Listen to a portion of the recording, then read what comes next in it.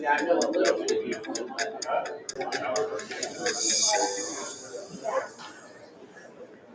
everybody, P. Meyer, and we are coming to you from, I'll take that off. Hey everybody, P. Meyer, and we are coming to you.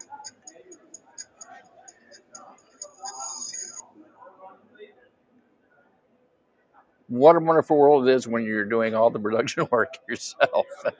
And that's all part of live. If you ever joined me on any of the live events that we've done, you know that we have our occasional hiccups. So right now is no exception. Hey, see, a bunch of you are already joining in with us. I appreciate that so much. I know it's, let's see, what, 7 o'clock over on the East Coast, 4 p.m. here over in the West, which, of course, is where I'm at the Seattle Northwest Auto Care Alliance trade show, Automotive Training Expo. And it's not their first. It used to be under the banner ASA Northwest, but of course they made the switch and now they are the Northwest Auto Care Alliance. Hopefully a little later on we'll be able to chance to talk to some of the NWACA board members to find out more about that change and what the new alliance has to offer. We also hope to have later on today some of the trainers here. If you've been following me on the social media today, wherever you happen to be watching this, I've been posting mainly to our Motor Age Facebook and Instagram some of the things that are going on here in the training sessions. Some really talented trainers here. It's a good size event, great turnout. I think so many people are glad to have the opportunity to once again come to these in-person training events. And hopefully, by doing some of the coverage that we're trying to do for you guys and gals now, that we will help give you a feel for what you could expect if you decide to make the investment in your own training. All right. You're going right to it. We have a banner up there for a reason, bud. Oh, I'm sorry. Right in front of the camera. Again, guys, that's live. We tell you. I put a sign, do not cross, studio light flashing. Hey, if this takes off, we'll try to make this better. Okay, Juan, thanks so much there from Bolivia, South America. That's awesome. I'm glad that you joined in. If you tuned in earlier around noon Pacific time, we streamed the keynote address by Gary Smith of Diagnation. Very, very motivational speech. He has some great things to say about the need for training and the technical challenges that we're going to be facing and have been facing. But, we had someone comment on that one that was pretty interesting. One of the people that was viewing at the time commented about all the control modules and move to hybrid electric vehicles and all this new technology. The only thing different is that the technology is just changing so much faster. It is more of a challenge to keep up now than it's ever been. But with that said, we faced technical challenges in the past, new technologies in the past. I've been around long enough to remember when we got away from carburetors and started going to fuel injection, old throttle body fuel injection, for what that was worth, and the single board engine controllers, the very basic computers that were used back in those days, and electronic ignitions, and a lot of the moves kind of scared some of the older guys who weren't used to that and were afraid of that technology. But you know what? Today, that's a piece of cake for a lot of us. To now, if I just met someone else earlier, he'd been out of the business for 20 years. 20 years. He took a break from mechanics and went to do something else. And I think it was some type of mining operation he was involved with for 20 years as a corporate trainer with that group. And then that industry disappeared. So we had to go back to his roots, go back to being a tech. And again, the challenges of the changes that we've seen, gosh, in that length of time is really throwing in some curves. But you know what? He's here. He's here to learn what he needs to learn.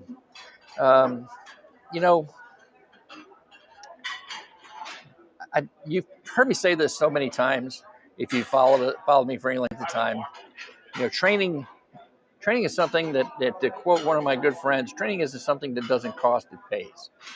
And there was another comment made earlier that I want to kind of comment on. They said, greetings from New Zealand. Thanks, Gunther. I appreciate that. That's awesome. But going back to the point at hand here, he was talking about how techs just don't want to get training. They don't, the majority. And I don't believe that. I don't believe that for a minute. I've met technicians all around this country. And yes, when you come to something like this, these live events, unfortunately, it seems to be the same faces a lot of times. Not regional. An event here on the West Coast draws its attendees. Something on the East Coast has others. There is a small group that seems to be at all of them, but it's still that. It's a small group. There are 750,000 of us out here in the United States turning a wrench, and that's just technicians. That doesn't include shop owners. That doesn't include collision repair. It doesn't include the educators and the students. So there's a lot of people out here, and a lot of times I've learned that they just don't know where these resources are available to them. That's why and I'm kind of curious for you guys who are already watching, how many of you were aware that my group, Motor Age, does training webinars, and now we're doing 8 this year. In fact, we have one coming up on April 23rd, so you might want to mark your calendar for that. April 23rd at 6 p.m. Eastern. And we offer most of these at no charge. All you have to do is log on, fill out the little registration form, set up your training account with us, and then you can attend at no charge. So I encourage you to look for that. In fact, I'm going to go ahead and put this in the chat for you guys. So I encourage you to go to this website. Let's see if I can do that without messing up.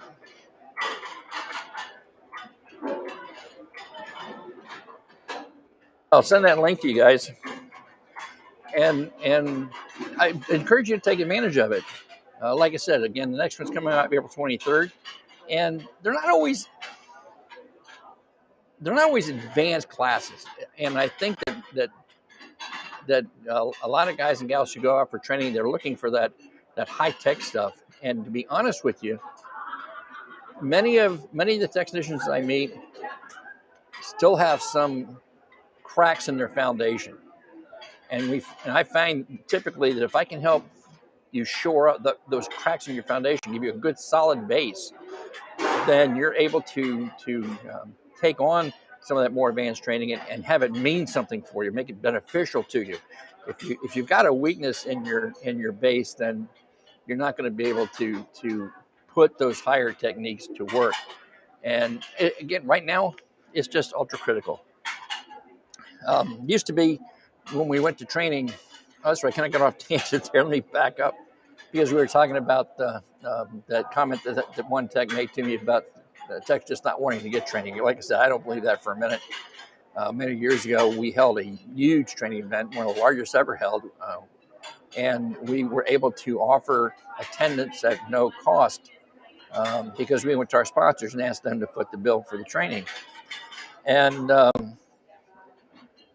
it was great because, as I said earlier, you tend to see a lot of the same faces. But at this event, there were so many new, fresh faces that were coming out. And it was great to see these men and women excited to see the kind of training that was available to them. They had no idea, or it was outside of their reach in the past. And now here's a chance for them to get a taste of it and see what it's like. Same with all of you who are watching. I want you to think about that. If you can't afford to come out to an event like this right now, hey, I get it. I was a full-time tech for 35 plus years, and it was hard for me to make a trip like this. But that still doesn't mean you can't get advantage of all this other training opportunities that we have for you. Like I said, the online, the webinars that we do. And I promise you, it's not like right now, solo here at the desk. For our event. But no, we do it live. We do it in the shop with my good friend G. Trulia up at TST up in New York. So we try to make it as realistic as we can for you. So I apologize. This is brand new platform. Something else I'd like to hear back from you guys is what you think of us doing something on a more or less regular basis that would kind of be your source for information and resources related to the automotive industry, just like you saw in that little clip that I tried to play earlier. Hopefully that worked out okay. And to be able to bring you some of the people like Gary Smith and Malin Newton and oh goodness, so many of the national trainers that are here today. Scott Schotten, Eric Ziegler, my friend Trulia, Tanner Brandt is here with WorldPack Carquest, and there's just so many other resources that we can bring to you on a regular basis like that.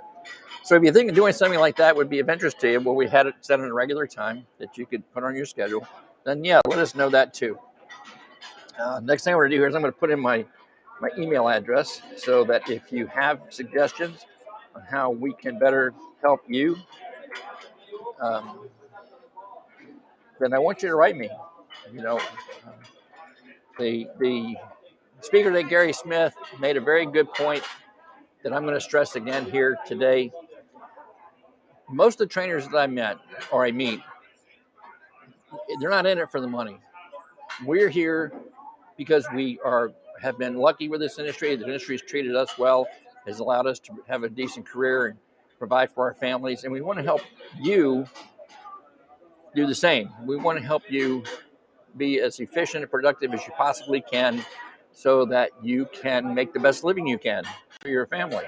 That's really all it's about for me. And I mean that with all my heart. So tell me, how can I help you? Tell me, what can I do more to make your life better? And we will strive to do that. All right. As far as the event right now, the show just opened a few minutes ago, and its classes are still running. So a lot of the techs have not yet come down onto the show, the trade show floor, and obviously the instructors are tied up with what they were doing. So it may be a bit before we start adding people on the microphones. So you're just going to be kind of stuck with me for a little bit. But let's see if I can get. And then my hosts, they love the idea, but I could have had a little more help at this point with it, right? Yeah. And so, like I said, it's new for us. We're trying to make this worthwhile to you. So let me ask you this too, you guys who are watching. Hey, Michael, how you doing? So before you get really deep and start having these various guests come through, can you tell me how's the audio? How's the picture? Is everything okay on that side? Can you hear me okay? And Neil, I'm going to share what you just said because I think that's really important. Okay, Neil offers most of the training when he was starting out cost more than my wages. Forget getting the boss to pay for it. And just found our channel, Weeks View Learning Heaps. Thank you so much, Neil. I appreciate that. You know, I agree with you. Again, that's what I find is one of the biggest challenges that technicians face. I meet big corporate types all the time. I meet people at the OEMs. And for some reason, they tend to think that all of us technicians make $100,000 a year, and there are a few that do. Don't get me wrong, there are a few that do. But the median income for technicians is only about $45,000 a year. And if you're supporting a family, it's hard. It's a challenge, let alone, pay for a trip to one of these training events. Hey, I get it. I really, really do.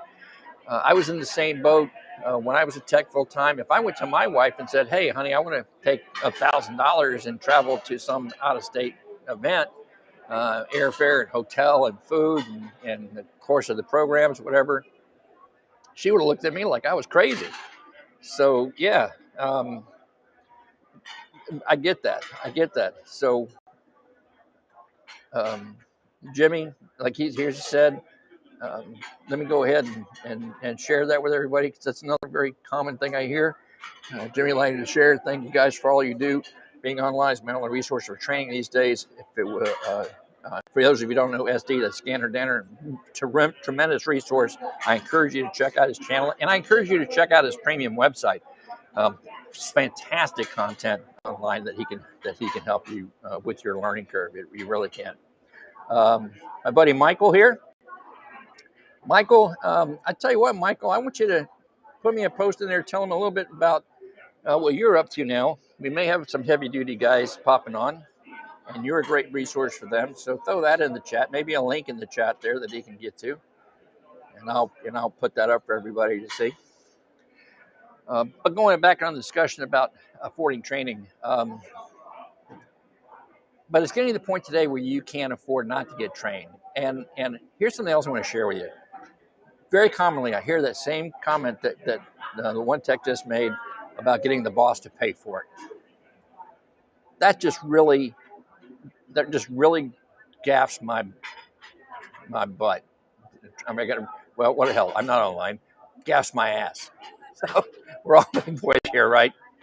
You know, when I hear techs tell me that, the first thing I think of is, what the hell's wrong with the shop owner? Doesn't he know that the more he can make you efficient, the more he can cut down the number of mistakes being made, parts being purchased that didn't need to be purchased, inefficiency in time, how much that's going to affect his bottom line? Training is not a cost for that guy. Training is an investment. And thank you, Grunter. He made a comment there, and again, we'll share that real quick because Grunter is one of our out-of-the-country technicians that participates in our videos and webcasts, and he brings up another great point. You go to other countries, training resources like we have in the United States, no comparison. We have got it. You guys have really got it good here in terms of what stuff you can access, as Grunter points out. Okay, so thank you for that comment, Grunter. And I'm going to put here for Michael his information. He's a heavy-duty instructor, and I tell you what, we do a lot of stuff with scopes. I'm just going to throw it out there. Michael's very, very good with the scope, and there's a lot of applications for heavy duty. He also has a YouTube channel you should check out for some information. So, Michael, thanks for that. But again, like I was talking about, if your shop owner isn't helping you get trained, then find another shop. Guys, you've probably heard talk all the time of the shortage of technicians in this country, and it's getting worse. Finding good, capable technicians, and let me define this. If you're a technician who is comfortable studying new information, applying what you learned, doing a proper diagnosis, fixing it right the first time, if you're a professional, then you can write your own ticket. You can pretty much go wherever it is you want to go and get a job. And there are a lot of shop owners out there who will support your training. In fact, I've met a number of them at the SDX World Pack event last week. There are some here at the ATE event. There were a bunch of them at the Vision event.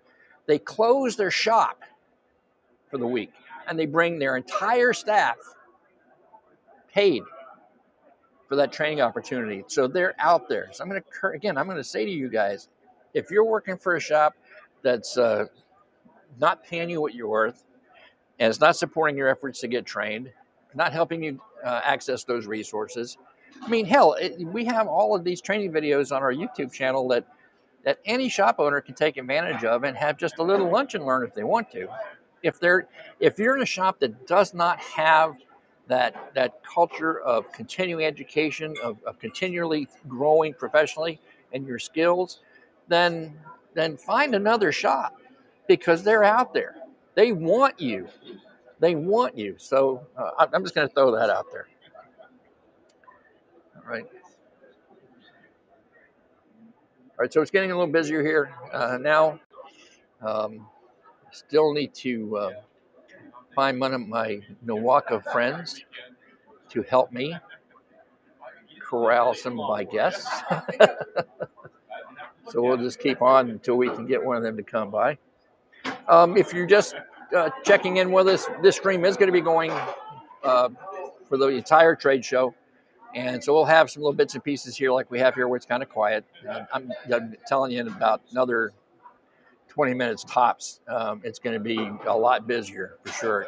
And I'll be able to get some of those people that I'm telling you about to come on with me. So while we're waiting for that, how about some other news for you? This is mainly geared for you shop owners out there or people who are thinking about opening a shop. Again, like I mentioned, I was at the STX World Pack event last weekend in Orlando, and their executive vice president of Advance and president of World Pack, Bob Cushing, did a great keynote address outlining the future of our business opportunities. And I'm going to tell you, like the song says, the future's so bright, you got to wear shades. Yes, the pandemic kind of slowed us down a little bit, but we're already recouping that. And according to Mr. Cushing, we're looking at growth rates of a minimum of 4 to 5% annually, which hasn't been seen in over 2 decades. So that's all right. Hey, Michael, thanks for joining in there, buddy. I appreciate you. And hey, we'll be here till 8 o'clock. So if you get a chance, come on back and see me, right? But like I said, he was painting a very good picture of what you have to expect in a business. And what's beneficial to us is that the average age of the vehicles in what they call the fleet, the vehicles on the road, is increasing. People are keeping their cars longer, which means the need for maintenance and service is growing, and that's our opportunity. Okay. Again, while we're here, if you have any questions for me, feel free to throw them in there. As you can see, we can go back and forth on the chat. That's why I got the laptop in front of me, so I can keep track of that. And let's see, what other news can I give you? Well, let's just check the headlines, shall we? I know we had another story there listed for you.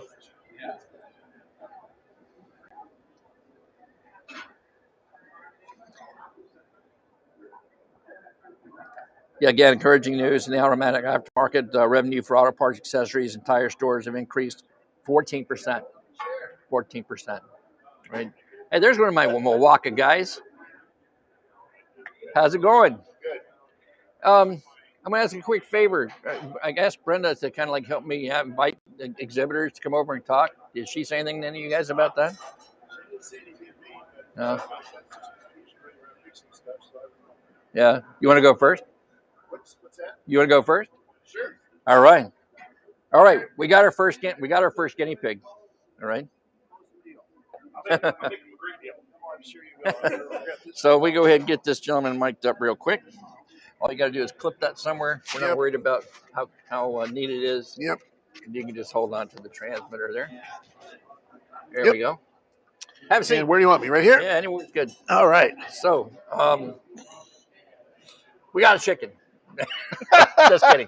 We got the first one, right? And we're gonna break this guy's cherry here on live streaming and get him out there in public. Cool. So let's go ahead and start off with this. Just tell everybody your name, your company. You bet. My name is Dave Parkhurst. My company is Greenhaven Interactive. We're a digital marketer. We've been hanging around ASA and then now NWACA for 20 some odd years. In addition to being in the trade show, we do support for the event and make sure all the electronic stuff works. When we're not doing that during the rest of the week, we're helping folks with their digital marketing, whether that be new websites, whether that be social media, search engine optimization, anything having to do with digital marketing. Yeah, and I think a lot of shop owners don't really realize how important that really is. Right. I mean, today, just like you guys, what are you watching? You're watching video. Yep. For example, and you're watching on a social media network somewhere because this is going out to all of ours. So that's where you guys are, and that's where your customers are. Absolutely. Right? Well, and whenever anybody has a question about anything, what do? They Google it, right? Sure. And so if they have a question about auto repair and what to do with their car, and who they trust and who they want to see, they're going to Google it just like anything else. And so you really want to show up there. Sure. Before I had another business that I owned for some years in the construction industry, and one of the stats there was that before anybody would select or even consider going into a store Sure. to look at flooring, carpets, hardware, that kind of thing, 2 weeks earlier they were talking to Google. So I want to be at the place where my prospects are as early as possible, and that's online for everything now. Yeah, absolutely. I mean, and think about it, because most people are doing their shopping there. Used to be you asked the people in your church group or your bowling league who they used. Yep. And now we have online, so now we're asking Google, we're asking Yelp, for the reviews. We're looking for those 4-star, 5-star companies, the ones that have the comments from their own customers, some how great an experience they had. And this is something else I think a lot of aspiring shop owners and even shop owners who are watching should understand. When I was behind the counter dealing with customers, they're not necessarily shopping price, are they? Right. That's exactly right. They're looking for somebody that they can trust. Sure. They're looking for the value. Absolutely. Value. Yeah. And I mean, price is in the equation someplace. Sure. But it's definitely not at the top of the equation. You want somebody, especially if you're going to have a major transaction, which whenever I take my car in, it's a major transaction. And I want somebody that is $100 less than another shop and does a lousy job. I want somebody that's got the reputation, that's got the experience. And so I'm Googling them first too. Now I've got relationships with shops now, so I don't have to do that anymore. Right. But that's where you start. And that's where there's an interesting statistic recently came out, and that is that people trust online reviews more than they trust a reference or a referral from a friend. Wow. Scary. Yeah. On one hand, as a digital marketer, I'm like, wow, I can use that. On another hand, it's kind of a scary commentary on our society, but it nevertheless is true. Yeah, yeah. And if anybody wants information about working in your company, where do they go? Go to greenhaveninteractive.com.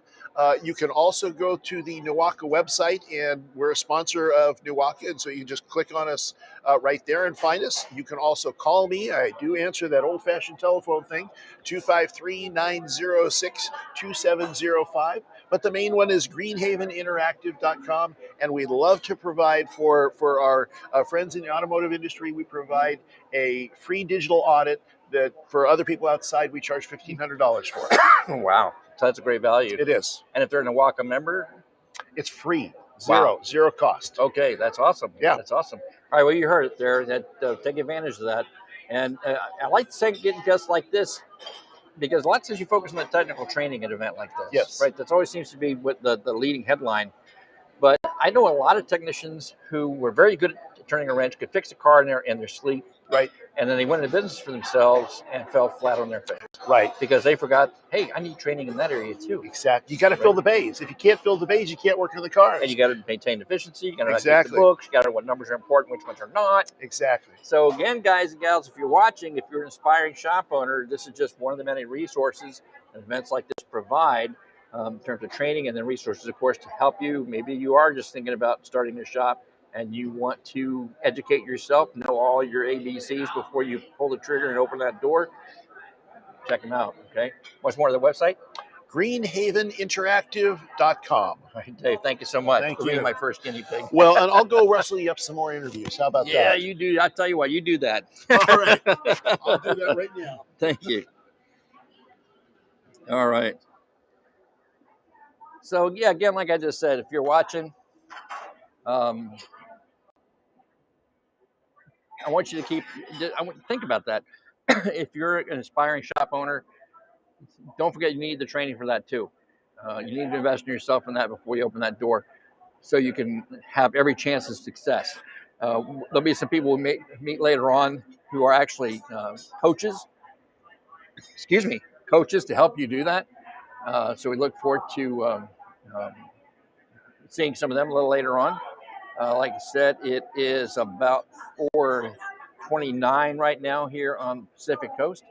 We've been on for a little more than 30 minutes. The classes are just starting to break down and let loose. I can hear the dishes rattling over here, where they'll be enjoying a buffet dinner here in the trade show and wandering around and talking to all the vendors that are here. And I don't know if you saw it earlier. I did a quick little video on our Facebook channel showing just a little bit of who's out here in terms of the exhibitors. I hope we get a chance to talk to the majority of them as the evening goes on, because there's just so many resources here, for you. So again, you're watching P. Meyer Motor Age Magazine, Vehicle Repair Group. You see the logo up there, vehicleservicepros.com. It's our company website. Home to Motor Age, ABRN, which is Auto Body Repair Network, our collision repair magazine, which brings you the hand tools to diagnostic equipment to major shop equipment. It's all in there. And there's the distributor. We have our publication for you too, Professional Distributor. And if you are anywhere in the aftermarket, from in the parts houses, part stores, manufacturers, you name it, going up the list. We have Aftermarket Business World, bringing you the latest on the big picture in the industry. So, vehicleservicepros.com. If you're in the automotive aftermarket, then we have the resources and information you need to succeed. So keep that in mind and visit vehicleservicepros.com. All right.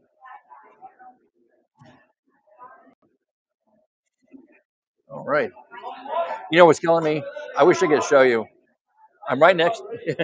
Every event like this is the food, and then right over here is the bar. And I can't wait for a break. Like put that up, young lady up for a drink. But it's taking a little traffic through, guys moving through, checking out all the variety of booths here. That's just one part of these events. Again, if you do online training, if you've gone to some of our webinars, or if you attended any other, because there's some great companies out there with resources. One that immediately comes to mind, and who is well represented here tonight, is the Carquest Technical Institute and the WorldPac Training Institute. Both of these companies have leading training programs, both in person, like they have represented here today, and online in classroom in their facilities, virtual training, just a lot of resources. So I encourage you to go visit these companies. That's part of the advanced group. And in fact, we just have some projects that we're doing right now with Advance. You may have seen some of the stuff that I just did with them in WorldPac. If you haven't, I encourage you to go and check out the interview that we did with Lauren Bolier and Rob Morell of WorldPac, talking about their variety of resources that they have, including one that's one of the best kept secrets in the industry when it comes to service information, and that's their service information platform, MotoLogic. I don't know if any of you guys who are watching have tried MotoLogic, but if you haven't, I encourage you to do so, because it has a direct OE information available in it. It has OE schematics available in it. Of course, yes, you can do the block diagrams and the general information if you'd like, but it has a variety of resources in there. And I think we got a volunteer. Hello. Hey, how we doing? Good. How are you? Jeff. Jeff And Rudnick you are with Pit Crew Cooperative. Okay, so we got to get we got another one here, guys. So let's get him mic'd up, and you can just plug that in anywhere you want. Okay. And you can hang on or let that sit on the couch, wherever you prefer. Like, how about like this? Yeah, we got to put it on the outside. Yeah, that's going to work better, isn't it? Like that. All right. Is that good? Yeah, that's great. Jeff, I appreciate you coming on over. I guess you got grabbed. Yeah, right? yeah. Actually, Dave Parker's told me, and Mark Simons actually told me I should come over here. So. Oh, great. Yeah. So tell everybody who you are, who you're with. Jeff Rudnick with Pit Crew Co-op, and we administer a rewards program and community engagement engine. So, all right, you got to explain that one a little more for me. Yeah, so it's an interesting concept. We've been doing it for about 20 years, and so what we believe is that if you lead with your heart as a shop, and you team up with your customers to do good deeds in the community, that you essentially don't have to advertise. Mm-hmm. That people are hungry to be involved and do good things, and like to be a part of a thriving community. So we utilize a rewards program that generates rewards dollars at the shop. They can spend it at the shop, but what most shops do is that they set up fundraisers either for needy families or different organizations in the community, schools, churches, or even a response to a natural disaster. And the consumers can donate those rewards to that need. And Okay. Right, and then the shop takes that and donates it on their behalf. Okay, so if I was a shop owner and I called you on the phone and said, "Yeah, I heard something about this Pit Crew Co-op thing," Yeah, walk me through it from step one on up. What would that be? What would that look like? So if you were just signing, if you were coming in to learn about us, we'd say, our rewards program offers a suite of benefits to your consumers that generates intense loyalty. Mm-hmm. So they earn rewards dollars. They get roadside assistance throughout the U.S. and Canada. They receive a referral program that gives them an incentive to send in new customers through word of mouth, and they can earn some money on that. The average shop gets about 8 to 10 new customers per month that way. We track pretty much any service you'd want and reward the customer for taking care of the vehicle properly. We believe that what's good for the consumer is good for the vehicle and it's good for the shop. So if they take care of that vehicle, they get rewarded. So we move the consumer through an expanding and contracting suite of benefits based on how they maintain their vehicle. And the rewards dollars go onto the card. If they behave properly and customers understand this, they get to keep these benefits. If they don't, then they lose them. Again, not all customers are created equal. So you want to reward your clients for doing the right thing for that. Yeah, I'm sure if there are shop owners out there watching, you all have that customer you can't wait to fire, right? We know him. We know him really well. Yeah. It's that Everett sent you guy, right? Everett sent you changed the oil in my car. My radio doesn't work. That's right. That kind of guy. So I can see where maybe he won't get as many rewards. That's right, and that's the cool thing. The program takes care of that, right? Yeah. It doesn't just give everybody everything, and that's really a key thing with the rewards program. You can't give everybody the same benefit. Right? They need to understand what it takes to earn that. And today's customer, actually, they do understand that. And what you're going to notice when you run your first fundraiser, like we just ran a fundraiser for Rolf's Import here in Tacoma. Sadly, there was an officer that was slain here locally. And we were able to, within about 10 minutes, spool up a fundraiser. You can do it right through the portal. And of course, his customers were flocking to donate rewards, and then with the link to their GoFundMe information as well. Wow. And so what it does psychologically is it changes the relationship, right? So it's now not about just getting your car fixed. It's about having a true relationship with a merchant in your community and doing good deeds. Right. And it just feels good. And so, and then it attracts more customers, and that allows you to do more good deeds. Awesome.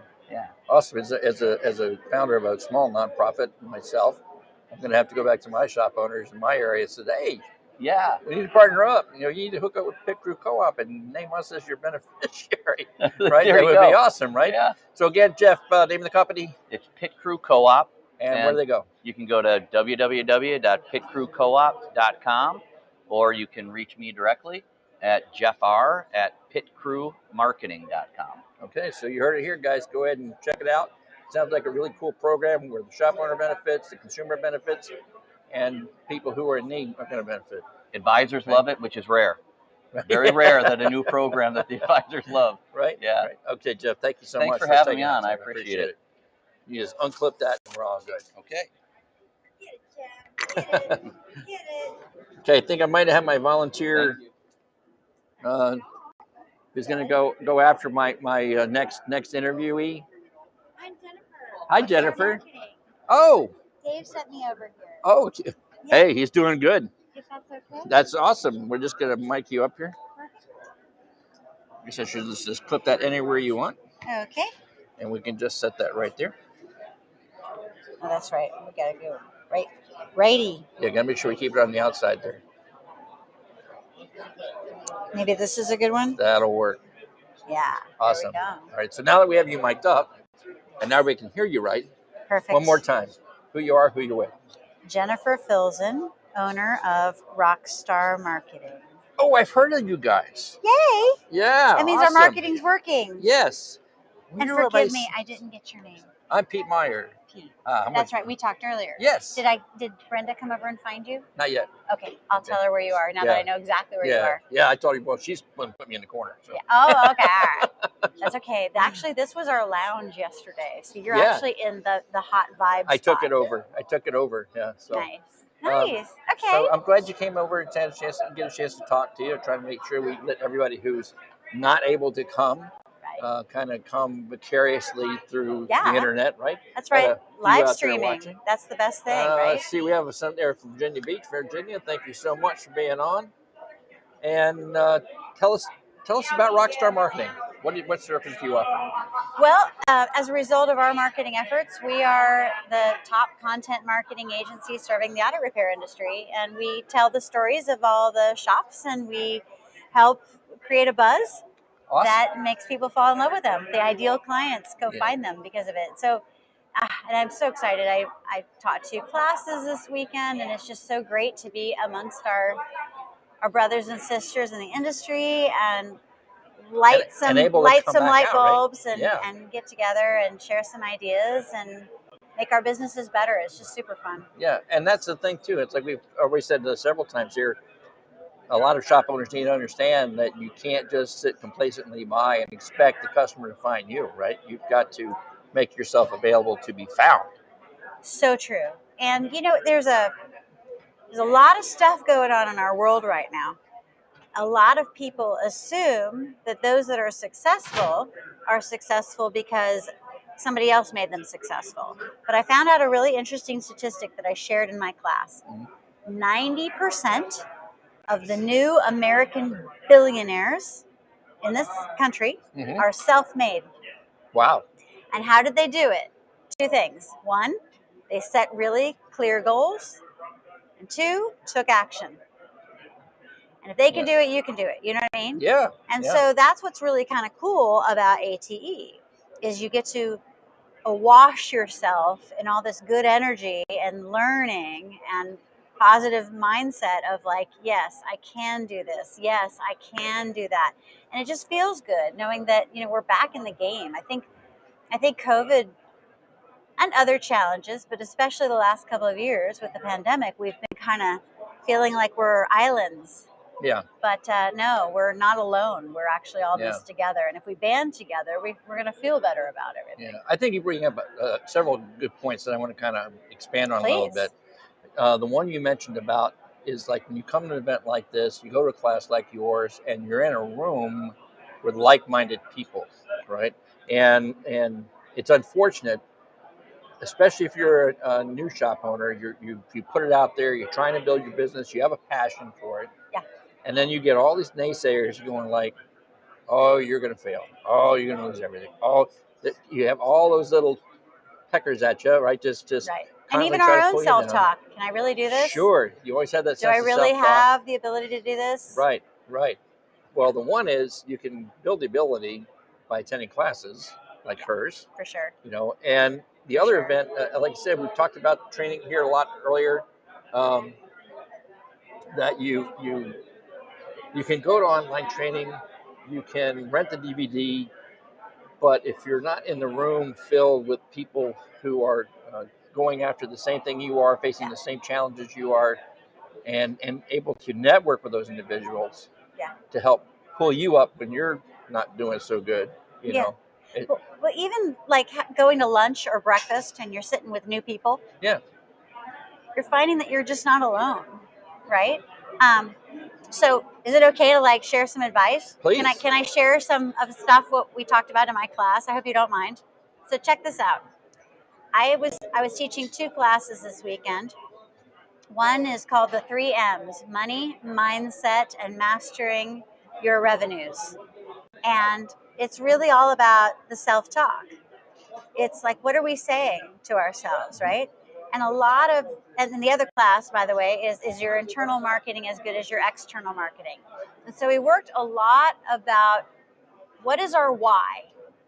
And you can indeed have an ELF business. An ELF business is an easy, lucrative, and fun business. But most people are like, are you sure, Jen? Are you lying to me? Your nose is growing, right? But when we get things dialed in and we figure out the combination of what it is that makes our business successful, and part of it is, if you're a new shop owner, and even if you are a seasoned shop owner or a manager, or you're just growing in the business and you want to expand your career, first off, figure out what makes you special and unique, right? And then figure out, what is my why? Because we all started this thing because we thought it would be cool and fun and easy and lucrative. Right. Right? But then there are challenges, and then we're like, really? I gotta get out of bed today. Right? But there's that why, whatever that is, that gets us out of bed. Right? So if you can figure out what your why is, and if you can really zero in on what makes you special and unique, you can then tell that to your ideal clients. Not the ones that are tire kickers, right, that are only judging you on price. Right. Right? Because you can lower your prices down to being out of business. You betcha. Right? So you want to find your tribe that just tosses those keys lovingly to you, saying, I love you, take care of me. And you do so because these are your people. Yeah. And then, please, please, please, once you've figured out what makes you special and unique and what your why is, share that with your team so everyone's on the same page and you're all pulling in the same direction versus a tug of war against each other. Yeah. You have some really great wisdom to share. I got to thank you so much for coming over. Oh, my pleasure. You know, and I got to, I because being in the field for so long and working for a variety of shops, from the chains to the independents to dealers, it always seems to be the same. A lot of shops, and maybe you're one of them, you're treating your techs like they're just another cog in the machine, and you're not making them part of that you're not getting to pull in your direction, not sharing your vision with them. Or maybe you're at the point where you're just going through, you're in a rut, you're going through the grind, you're going day to day. It's very easy to fall into that, right? Very.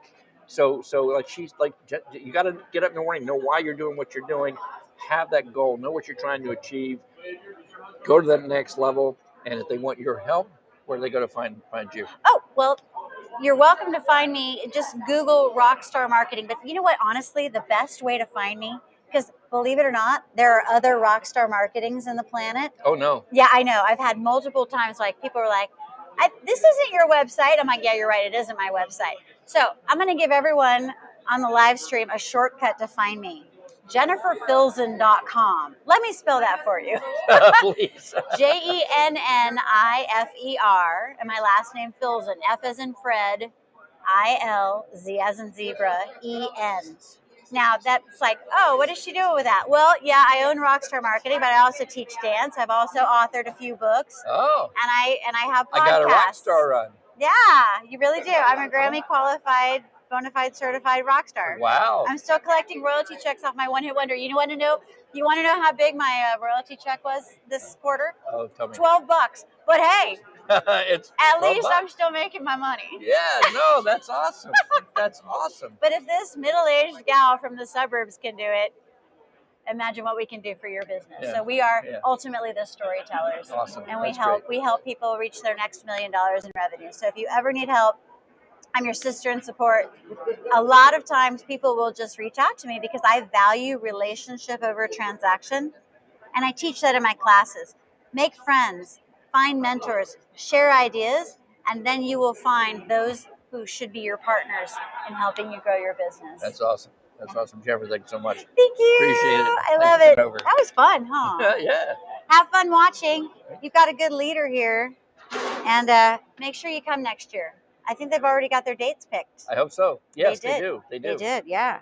So here we go. Just disconnect. Ta-da. Ta-da. That was so fun. All right, Jennifer, thank you so much. No. So do you want me to send Brenda over still? Just tell her Brenda I need bodies. Okay. Well, I'll be your I know if Dave got me, then I can be the Pied Piper sending people over. Sure. Do you want vendors or do you want just random people?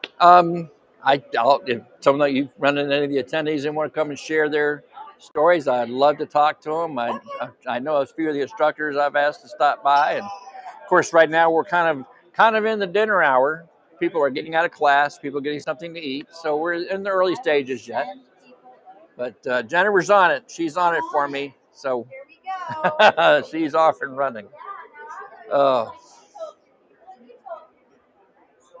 okay, so yeah, Jimmy, yeah, thanks so much for checking in.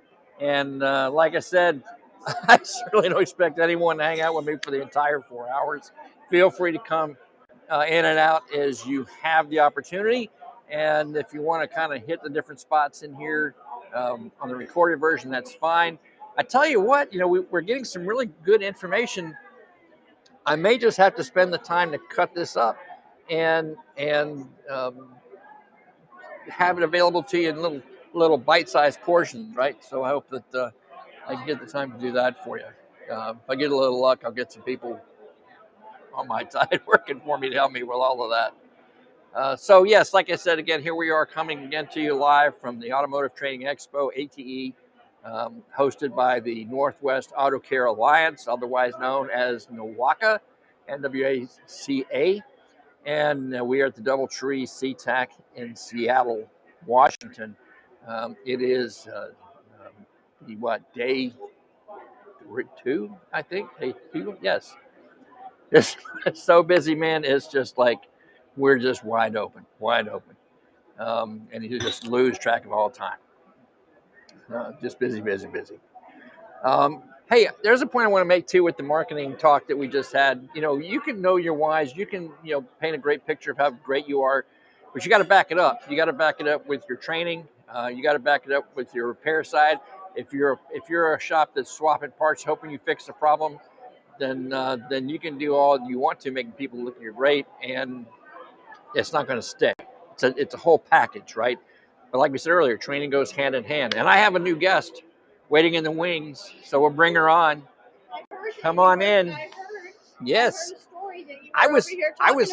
Yes, we're gonna give you a mic. Okay. And get you wired up there. All you have to do is just pin that anywhere you want. Okay. And I was really hoping that I would get to you guys. Oh, good. Because before we start, introduce yourself, who you're with. Oh, okay. My name is Christina Jenkins. I'm with Siriusxm Radio, and I'm here promoting our new shops program. Yeah, and that's why I was excited, because I saw you guys at the event in North Carolina. Yep. Last we were year, at Visions. Yep. ASDE. Oh, yeah, we were there too. Yep. Yeah. In fact, we had a short, I think, a little video thing there. I can't remember the young lady's name. Amy she is our director. She's our regional so director. She had to be the visual that time around. Yep. But I'm sure she was. Guys, you guys have got to listen to this, especially you shop owners, because this deal is phenomenal, right? So I'm gonna let Christina. Yep. I should remember that's my wife's name, so I should remember that. Okay. I'm sure she's a fine young lady. So we're gonna go ahead and let Christina tell you what Siriusxm is offering to your customers and to you. That's right. So it's a beautiful program. It's kind of a sister program to what we do with dealers. We've been giving free Siriusxm when you buy a new car. We've been doing that for a lot of years, since 2004. So you can imagine there are a lot of vehicles on the road, have our system in it, but it's not on. So how do we reach those people? So we started Siriusxm Service Lane for shops, and it's very simple. It's free. There's never any money involved. It doesn't cost a shop anything at all. Doesn't cost a customer anything at all. It's very simple. The way that it works is a vehicle will come in, the shop will service that vehicle just like they always do. They don't have to know anything about radios or anything like that. That customer is going to leave the shop. About a week later, they're going to get a package in the mail. It's going to say, thanks for coming to Pete's Auto Garage to service your Infiniti, for an example. As a reward for your loyalty to our shop, please enjoy 3 months for your Siriusxm. Totally free. Costs nothing. We are not taking credit cards for this program. There are no automatic renewals. Wow. At the bottom of the package, the shop is mentioned again. It'll say, thanks again from Pete's Auto Care. We appreciate your business. Enjoy your rock and ride. Wow. They have it for 3 months. It's an all-access package. That means 160 channels. They get the live stream app and just about everything we have to offer, right? And it goes on for 3 months. At the end of the 3-month period, it's just going to turn off and our phone number is going to be there. We have already enrolled approximately 10,000 shops. I cover the state of Florida. My home state. There you go. There we go. I cover Florida. We've enrolled a lot of shops there. They love it. They're getting a ton of repeat business. People love Siriusxm. They don't like to pay for it so much. Yeah. Right? So they almost look for ways to get their Siriusxm. So it's been really beneficial for everybody. Now, if a consumer gets that first one, can they get a second one or a third one? So there's a time lapse. Okay. There's a time lapse. So if you've had a free package within a year, you're probably not going to get another one. Sure. But after that, yeah. So, you know, if you go and you get something serviced on your vehicle at Pete's Auto Care, and you get the free package. If you wait a year and get something else done at Pete's, you're going to get another package. Wow. Yeah. Wow. So I want to make sure you understand that, because I want to show you guys heard this.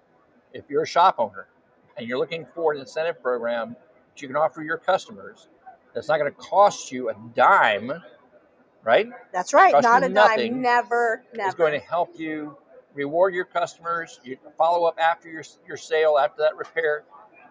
Give them something that it's going to be your branding on it, and in partnership with Siriusxm, and it's not going to cost your customer a dime to access that 3 months free service. And like you just pointed out very, very strongly, a lot of these streaming channels, you probably have more at least one, if not more than one, and they get that credit card information from you, that free trial, and then it goes into automatic renewal, and you don't think about it. That's right. And they're not doing this. So shop owners won't let us. That was a deal breaker, right? Yeah. We can't do that. So, we're not doing that for this program. There is no credit card required. As a matter of fact, they can either call the phone number and the satellite will turn everything on for them, or there's a link. They don't even have to talk to a person, much less give a credit card. So it's just a great way for us to get radios turned on. Sure. And it's a great way for shops to get repeat business. Sure. With so many vehicles that have the Siriusxm function on there, you would like be surprised that they don't keep them going. Yeah. Here's the chance for you to That's right. So it's a win-win. It's a win-win, and we are pretty much in all makes and models. And like I said, if you think, we've been doing it since 2004. So the majority of the vehicles coming through these shops have Siriusxm capability. Wow. So what better gift to give them than to let them listen for 3 months? Yeah. Especially like the people who bought their car used, right? Or they bought it from Uncle Joe down the street. Or maybe they got the free trial when they bought their new car, and then they just never did anything else with it, right? Yeah. And so now this is just an opportunity for them to see everything we have now. You know, we always add new stuff to our platform. Awesome. Yep. And if they want to find out about it, where do they have to go? They have to come to booth 19 and see me if they're here, or you can go to SiriusXM4shops.com. That's that Siriusxm for shops, FOR, shops.com. And you can enroll. There's a place that says enroll my shop, and then you can always reach out to any of us, and we'll help you. We've got 13 reps strategically throughout the country. Here in Washington, we've got Jonathan Gross. He's here with me today. So he covers this area with Oregon. So we've got everybody out on the roads, and we're there to help you if you need it. Awesome. All right. Thank you so much, Christina. Thank you. I appreciate it. You taking the time. Thank you. You just unplug yourself for you. I can. Well, I think I can. There we go. I think I can. Thank you, Christina. All right. So, I mean, I'm really kind of getting excited about this, because now we got to talk to just a few of the trade show vendors that are out here. And again, what's nice, I wish I could show you the shot that behind me there, as I'm watching the trade show floor, and I'm watching some of the attendees going to the different booths, finding out what these various companies have to offer in terms of service. And I mean, this will give you a chance to talk to these people up front and personal. You know, we've got like some of the major parts houses here. Advance is out here. AutoZone is out here. NAPA is out here. Some of the a lot of companies here that offer help to shop owners, training companies. I see Electude was here, which makes training materials or training aids for educators. Just so many different things, resources that you may not even knew existed are available when you come out to some of these events and check them out for yourself. All right, so here we go. I've got again 8 p.m. Eastern.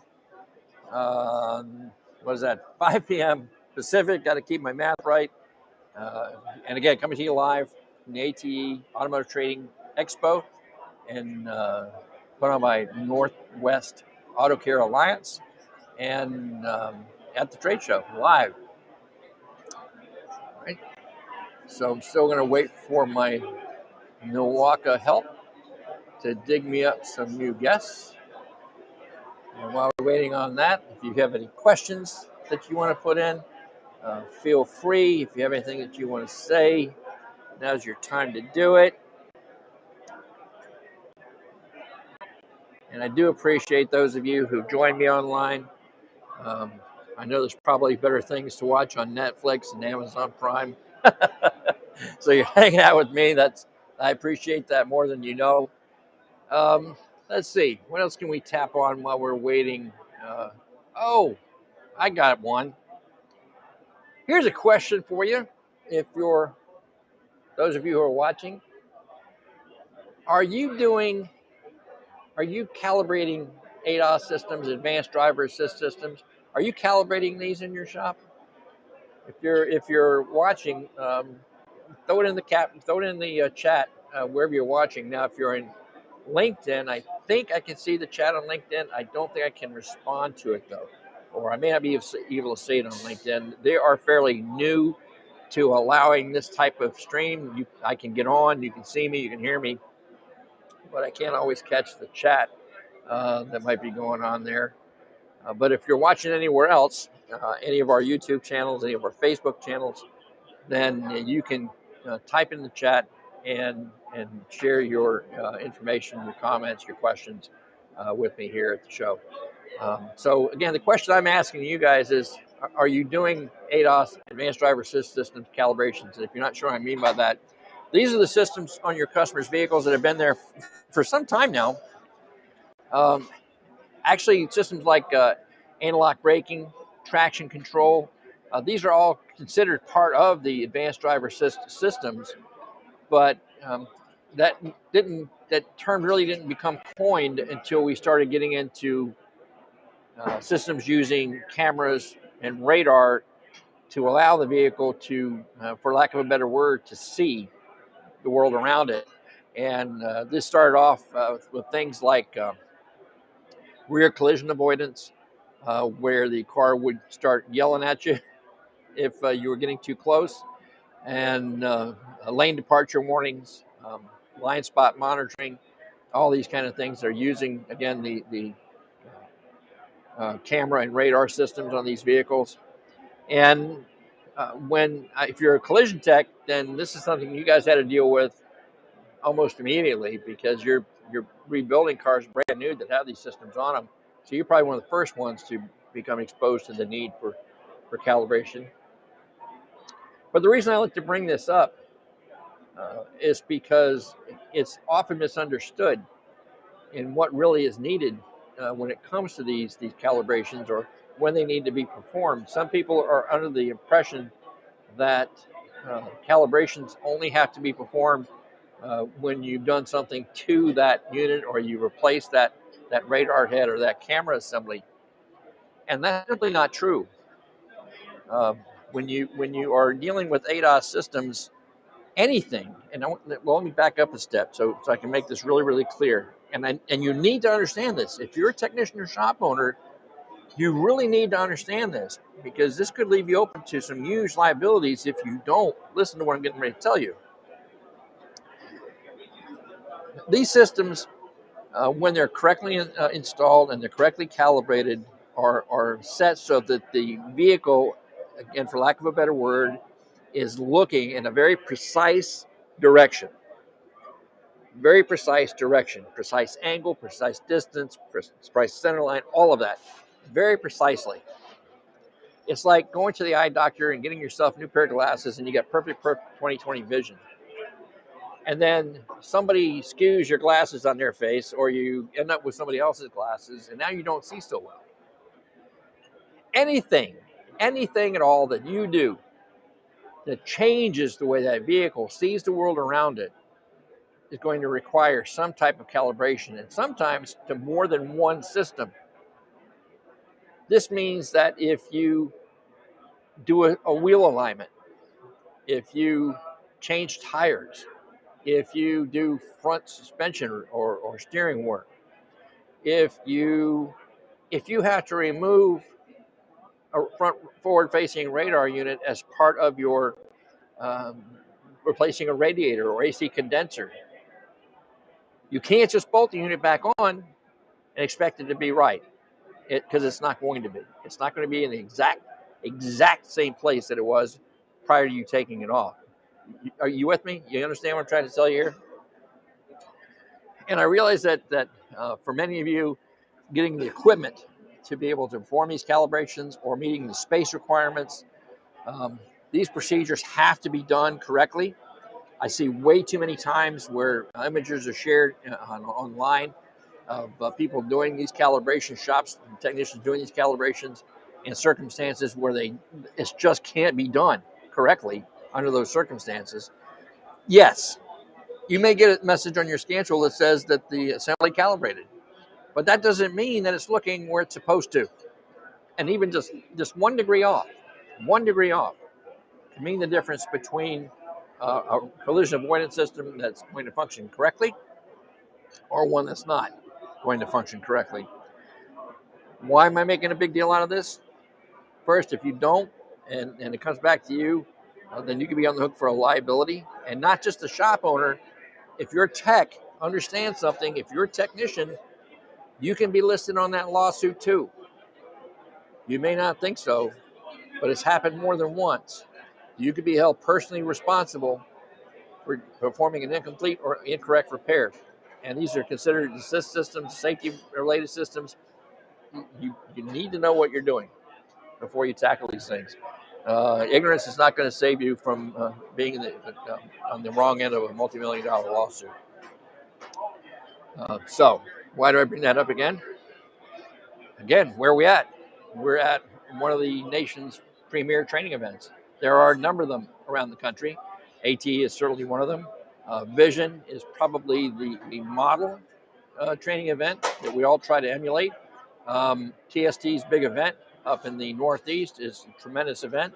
I know there's one coming up this fall in Pennsylvania at the newly formed Mid-Atlantic Auto Care Alliance called Super Saturday. That's going to be coming up. They believe outside in the Philadelphia area. I want to say that the folks down in NWACA, Florida, are going to be hosting a similar event. So you have opportunities. And again, I understand that cost is a factor. Certainly not trying to detract from that in the least little bit. But I do want you to remember that training is an investment. And if you're one of those techs, like I said earlier, that is working for a shop that doesn't support training, doesn't believe in training, and you're one a guy or gal that understands why you need to keep up with your continuing education, then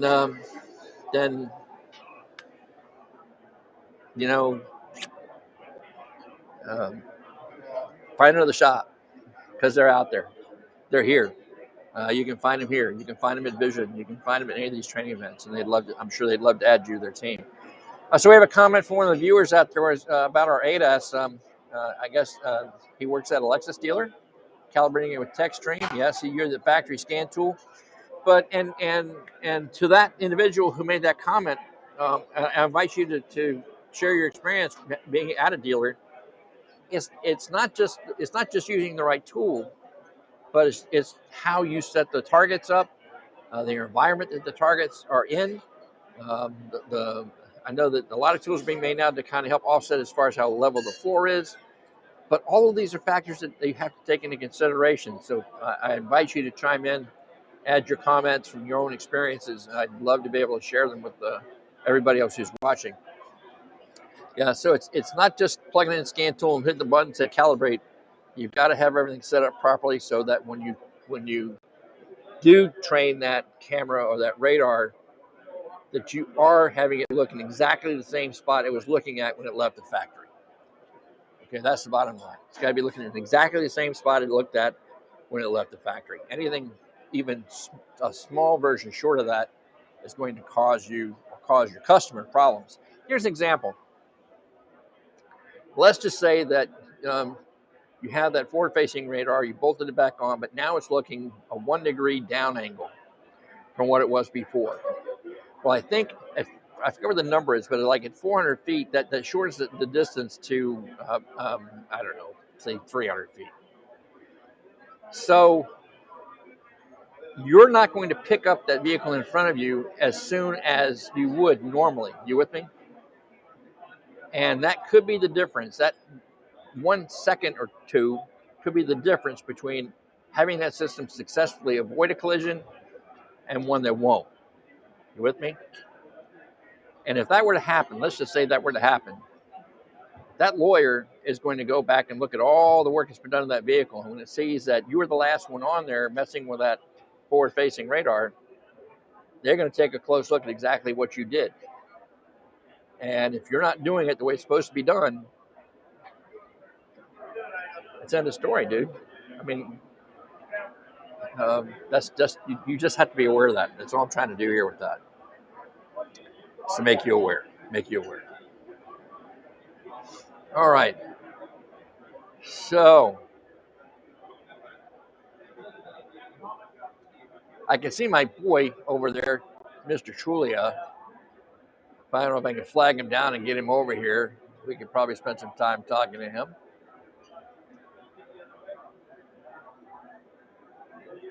He's actually talking to the lady that I'm trying to know to get me to bring me some help. There's another one. Oh.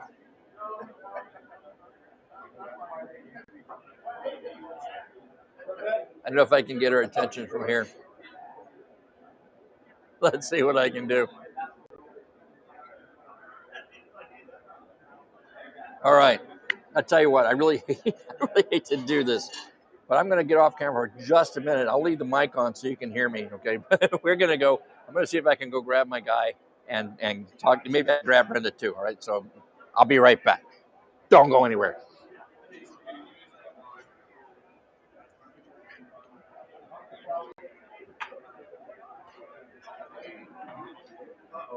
You're leaving. I'm live. I'm live. You're leaving me hanging because I got nobody to get. I'm live. I'm going to grab this guy. I'm going to grab you. You got to come in and talk about this great event. Let's talk about this great event. We're going to bring her in. We're going to get her in front of the camera. Got to corral her up. Can we give her a drink first? Hello, just one of the seats that's on the camera. Come on in. Anywhere on the couch, or you can sit in the chair wherever you're comfortable. I know in that I sank. So, yeah, we're all in there. So we'll give you that. Just put that anywhere you want, and we'll just set that down beside you. Right side button, hold it down on the front. On the front, right to the bottom right of the window. Bottom right of the window. Oh, give it here. Oh, give me the thing. Just give me the thing. All right, we'll push that in. Which one are you pressing? There you go. The one on the. Oh, now that's not bottom, it's side. Close enough. Silly you. All right. You think I never will? This is the first.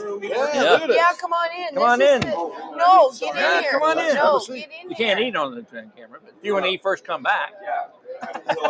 No eating on the set. Yeah, right. This is like Kramer's set. You ever watch Seinfeld? It's Kramer's set. Oh. See, I succeeded. Now everybody's watching. I appreciate your patience and waiting on me. And go back to what we were talking about earlier from my friend there at the Lexus dealer. And I want to put this up to highlight that and to clue you in, Jerry. What we've been talking about here is ADAS here for the last couple minutes. And here's a Texas tech at a Lexus dealer. And if you're again new to the subject we were talking about, I want you to read that comment and let me read it out to you. We have to measure the distance and level the sensor. Afterwards, another tech comes back to double check. So they're absolutely making sure that this is in the right place in order to do that calibration. Like we said, if you don't have that thing looking exactly where let the factory, it's not right. It's wrong, and it's going to cause a problem. And this is the other point I like what it says here. Only certified techs are allowed to make the repairs. Only certified techs at this dealership are allowed to make those repairs. So that's how important they're taking it. You need to take it just as important. So let me go ahead and pull that back off again. Thank you so much, Short Circuits. I like that. I like that tag name there, Short Circuits, right? So anyway, this is probably one of the highlights of the evening, I got to say. Brenda, I don't get the last name wrong. Wolfslegel. What's that? Wolfslegel. Wolfslegel. Okay. Yes. So, and Brenda is the I was afraid executive. to pronounce that in the class. Brenda, you know, the lady who does Let's everything. use Yeah, Brenda. we just use Brenda. Brenda is the executive director for the Northwest Auto Care Alliance and the driving force behind Automotive Training Expo, along with a fantastic team of volunteers. It takes a team, and our volunteers are the best. Yeah, and they've done a tremendous job. You got a great event going on here. And I mean, after 2 years, I guess you're really glad to be able to do it again. We are very excited to be back, and that is what we're getting from all the attendees and the exhibitors. They're all excited to be back. Yep. And then over here, of course, if you've been following us for any length of time, our friends Jerry Trulia from TST, and of course, the president of ATTS, Automotive Technician Training Services. I just say ATTS. Yeah, it's easier. Yeah, so it's good to have you with me too. Well, always a pleasure, Pete. And this event that Brenda put on, really one good event. My first time out here teaching. Is it? Yeah, I've never been out here. Okay. Well, unfortunately, because of hotels, sometimes we fall on each other. Yeah. Which it's very difficult. When setting one of these up, any type of event, it's very difficult to pick certain days. It is. But we try our best not to go on someone else's event. But what are you going to do? It happens. Yeah. So. Yeah. But I mean, you had a full house this afternoon in your class. Yes, he did. A lot of guys out there. A lot of good people in the class. A lot of people from all over, instructors. But it seems like this is a different group. And I haven't taught out here in years, but this is a different group that comes out. You know, you have a geographical area where people feel comfortable coming here that may not go. Very few people went to Vision, and Vision is a great show, but very few of them. I did a little survey, and of course, we don't want to really tell you this, but not many people read my articles. No, you know, they don't. Most people didn't read it. You read any of the magazines. They all know me from either YouTube or videos we do or one of my videos. Right. It seems like media stuff is more what people want. And that's really a good point, G, because it's like, of course, if you want to find out, TST Seminars is the name of the channel on YouTube. I invite you to check that out. He's got some archived stuff on there from what I call anyway, the circuit ride that the TST does, or Technician Service Training. It's a nonprofit. We'll kind of focus on Brenda for a little bit, but I'd like to talk more about that with you to let folks know.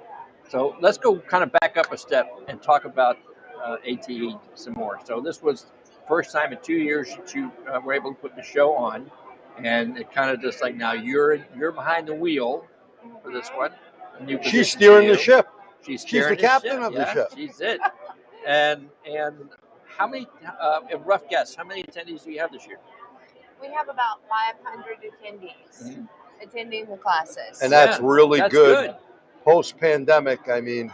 That's very good. You know, and I was even telling Brenda, you know, a lot of companies don't come out because of COVID. They have travel restrictions, at least back my way, still in effect.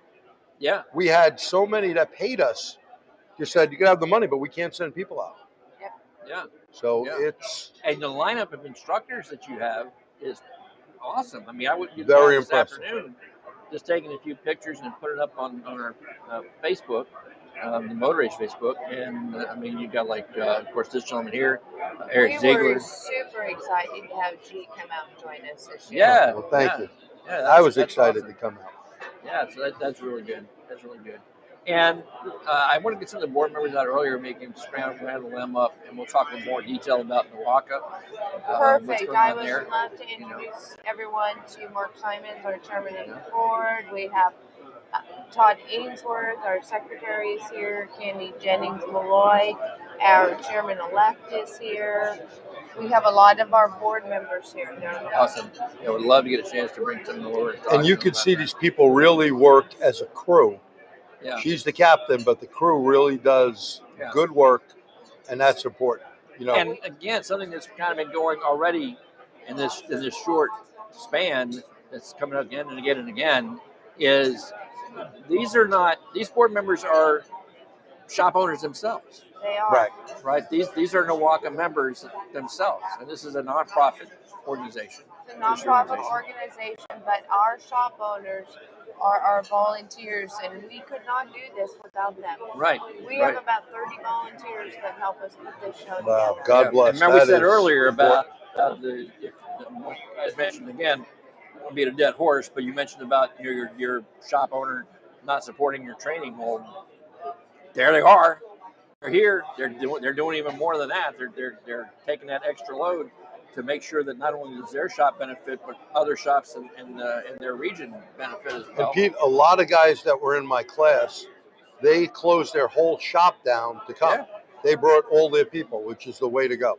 Yeah, and I'm sure that some of you are watching are not believing this. Don't think that exists, but that's the world that we have today. There are many shop owners that understand the need to keep up with these technologies. Like we said, in fact, as Gary pointed out in his keynote, it's not that we have technologies that we have to face, but we've been doing that forever. It's just how fast they're coming at us that we have to keep up. It's banging you over the head every time you turn your head. I was just giving SAE a plug today since I've been away the past couple of weeks, but I seen AE come in, Automotive Engineering, and I told these guys, the information that is coming out at this rapid pace, you got to stay up to date. You'll fall behind like this. Oh yeah, it's that quick. Absolutely. Now, I know that this is the big event, Mm-hmm. but that's not the only training resource you offer your members, is it? No, we also offer ATE East, and we offer on a quarterly basis like day trainings throughout our different regions because we have Alaska, Wow. we have Washington, Oregon, Idaho, Montana. We're moving into Wyoming, and we're moving into Nevada. Wow. And let's not forget, you do a lunch series every once in a while as well, right? Yes. With management and everything else. 2 lunch and learns a month. Yeah. So those are free to our members. Yeah. And so, if you're a shop owner in those states, you need to take advantage of that because these are some great, and that's not the only resource. And we'll talk about that more when the board members are about all the things that you offer. Yes, I got a question for Brenda. The lunch and learn, do you archive them for your members? We do. Good. Yep. So another reason to become a member, you can go there and see a lot of stuff that you most likely missed. And ATE East is going to be held where? That is going to be held in Spokane. That is the end of September. I'm sorry, the end of September, 1st of October. Okay, it's the end of the month in September. Yep. And that's good timing because it's not shortly after that in October. That's the Super Saturday that the newly formed Mid-Atlantic Auto Care Alliance is going to be available for those on the. Yeah, I'm not sure if Ron picked a date for Super Saturday yet. At least I think they're not close. that I know. Yeah, I know they have a tentative date or something. And then, he of has course, a tentative date? Yeah, I have to call Ron back. I don't know. We decided on that date, and we're going to try to continue with that date as well because then we're not on top of Ratchet and Wrench either. Right. So that we can support them. Right, and then you're on next year for this one is what March date? 31st through February 2nd. Oh, you mean April 2nd? I'm sorry, yes, April 2nd. Lucky Lucky someone's paying attention. We got your back. No, Brent, again, you've done a fantastic job. This is a great event. I mean, a lot of great vendors, a lot of great instructors teaching. It looked like a lot of classes that were really interactive and students were involved. You know, you got to be proud of that. And you got to give those volunteers a pat on the back. I know you have plenty to do, so I won't keep you any longer. But you can get your volunteers to feed us guests, and we'll keep our going. We've had a few of the folks up in the booths I think over. she's pulling over one of her main Hey, we're members. calling over one of them. Yep. Yes, so I was talking to him earlier. All right, no, don't stand in front of the camera. You got to come over here and take her mic. This is. You got to hide the bar. There you go. So thank you, Pete. Oh, my pleasure. I appreciate you taking a few time. Thank you, G. I'm going Always to a exit pleasure. out Thank for you. a few and let Mike take over. Thank you. Thank you, Brenda. Thank you. Thanks. Keep the good work up. Before we get into Micah here, I'm going to go back to my friend G, because as G commented, and I shared with you earlier, okay, we have a nice comment from our buddy Short Circuits. Thanks, Mr. G, for an awesome style of teaching. I learned learn so much. He certainly has an excellent, hell of a style of teaching. I'll tell you that. I love not only watching but working with him on our webcasts. Well, thank you. And we want to talk a little bit here about the TST big event, which was recently held. Yes, probably 2 weeks ago now, right? Yeah, a couple weeks ago. A couple of weeks ago. And, you know, unfortunately, a good turnout for what we were allowed to actually have out. Right. You know, our format's a little different with one room with 3 great instructors. People get the feel for what everyone else is thinking, because when you leave, you go, hey, I heard this guy say, Micah say this or that. And of course, everyone shares the same experience. Yeah. So, I mean, that part of it's good. We're so happy that our vendors, we gave away $33,000 some odd dollars worth of tools and equipment and prize money. That thanks to our sponsors, that's what really helps, and keep the price affordable. Yeah. Because we do realize that training is expensive, but you know what? Training doesn't cost; it really pays itself in the long run. Right. Think about, one guy said that to me today, and I've been tooting this for years, but he said, imagine having a guy working for you that is not trained. He's going to mess stuff up, and then you got to babysit him. Your good tech is going to be with this guy to try to help him out or fix his mistakes. So, we got to get Come her on in. down. Okay. Come on in. I got another mic. Have a seat. Any seat. They can't now. She's got a drink. We can just plug that anywhere you want. But And we could talk more about that later, because they got a couple of more board members or members Yeah. that Brenda, why don't you ask him? I'll move out of the way and then I'll come back. So Pete and everyone, I'll see you in a little bit. Yeah, so we'll bring G back a little bit later. Come on, We'll Jim. get some of the board guys. Have a seat. Come on in. Have a seat. We're not going to say that you have a purse or anything. Oh, he's not a board member. He's not a board member. He's not a board member. What do you want me to do? He's a volunteer. Go down and yak with them. So where are you from anyway? I'm from New York. I know He's that. my Flip it husband. anywhere. That's my Originally from husband. the Bronx. Oh, He's okay. moral I'm from support. Long Island. There we go. Hold that Bring him in for moral support. Somebody told me you were from Brooklyn. It's like that's challenge true. with the mic Can they there. hear us right now? There we go. They're listening right now. Oh, Why great. am I sitting? All right. So, slight change of gear here as my friend G goes wandering through the trade show, shaking hands and kissing babies, as we say. Thank you so much for coming and sitting with us. I don't know if you saw the stream that we did this morning, but we sent out Gary's keynote to our audience online. And now we're doing this from the trade show for the next few hours, kind of talking to some of the exhibitors and try to get some of the trainers over here. Maybe we'd get a few volunteers from your attendees and sweet talk them or something. Sure. You know, I'll leave that up to you guys. Use the candy bars. Yeah, use the candy bars, right? So anyway, if you would, for the audience benefit, name and your position with NWACA, we'll do that first. I'm Micah Strom, and I am the Olympic Peninsula chapter president and also a collision chair on the board. Okay. And I'm Candy Jennings Malloy. I am the Northwest ACA chairperson-elect. I'm Jim Malloy. I'm Candy's husband and supporter. Moral support, right? And I want to stress too, because we said this earlier, but not only, I mean, you guys are on the board and volunteering to pull this event off, helping Brenda make this happen, which is, I want to applaud you all for pulling off a really great event. It looks fantastic. I'm sure it's going to be one to put in the record books for success and something to model yourselves after going forward with ATE East coming up in the fall. Yeah. But you're also business owners, right? So, Michael, what's your business? It's modern collision rebuild. It's collision repair. We also have a mechanical division. We have hybrid electric and rental cars, as well as a detail shop. So, wow, so that's quite a spectrum. We're on an island, so we kind of fill all. We bring a car, we take care of everything at one time. Wow. And so, Candy? I own Tom's Automotive in West Seattle, and we service and repair cars, trucks, and SUVs. Wow. All right, fantastic. And again, so this is just adding on to what I'm sure is already a pretty heavy workload as a business owner, right? And you must believe in what we're trying to get shop owners around the country to believe in, the need for training. Training, absolutely. So, give me some of your opinions on, we'll start with you, Candy, ladies first. Why do you think so much about training?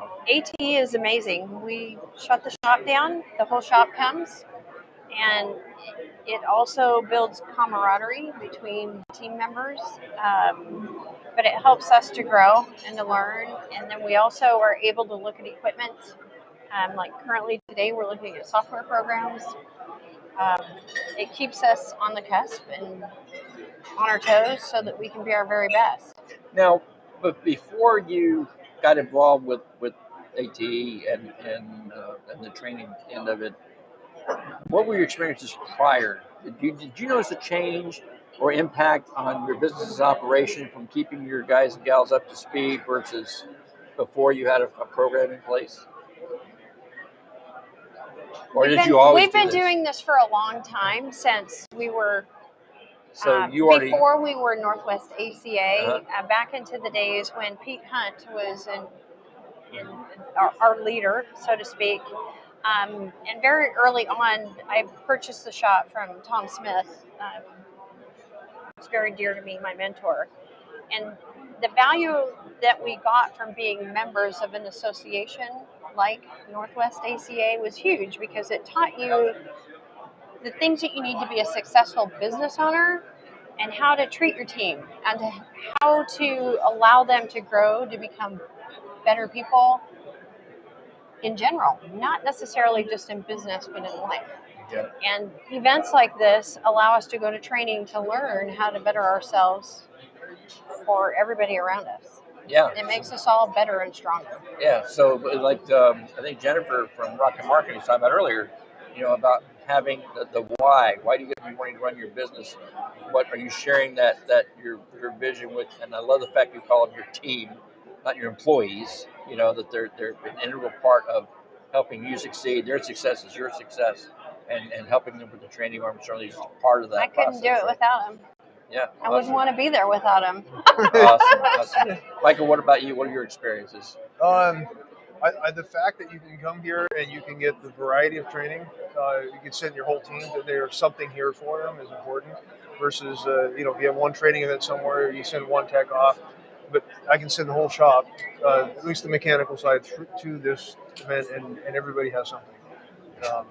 And it's all weekend, not just one class. Yeah. There you go. It's 3 days of classes they could take. Yeah, but that's not all.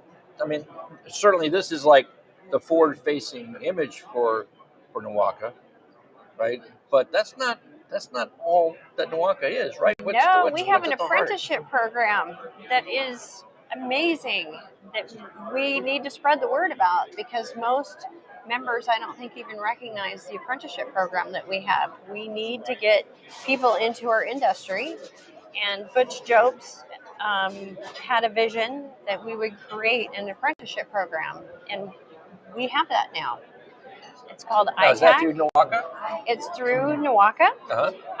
It's called Itac. It's the Independent Technicians Education Coalition. And here tonight, actually, Pit Crew Marketing. Everybody go visit Pit Crew. Scan their little thing, because they're raising money for Itac. But we need shops to get involved to become training agents. We need shops to get involved to go to schools, to talk to middle schools, high schools, to spread the word, to be proud about being in the automotive industry that's been so good to all of us. And what was that? What's that? We're live streaming. You're on TV. Oh, you're on TV. Hi, Rita. I'll highlight it for you if you come back later and tell me how you like the event.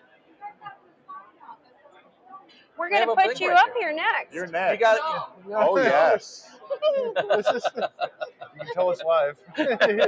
It's not Memorex, right? NWACA really wants to offer a lot of benefits to their members that gives them value, and it's not even just that; it's the friendships and the relationships that you gain through being part of NWACA. Yeah, definitely. Yeah. I'm sorry, I'm gonna just give me a second here to take care of. Somebody's putting things on here that I don't want on here.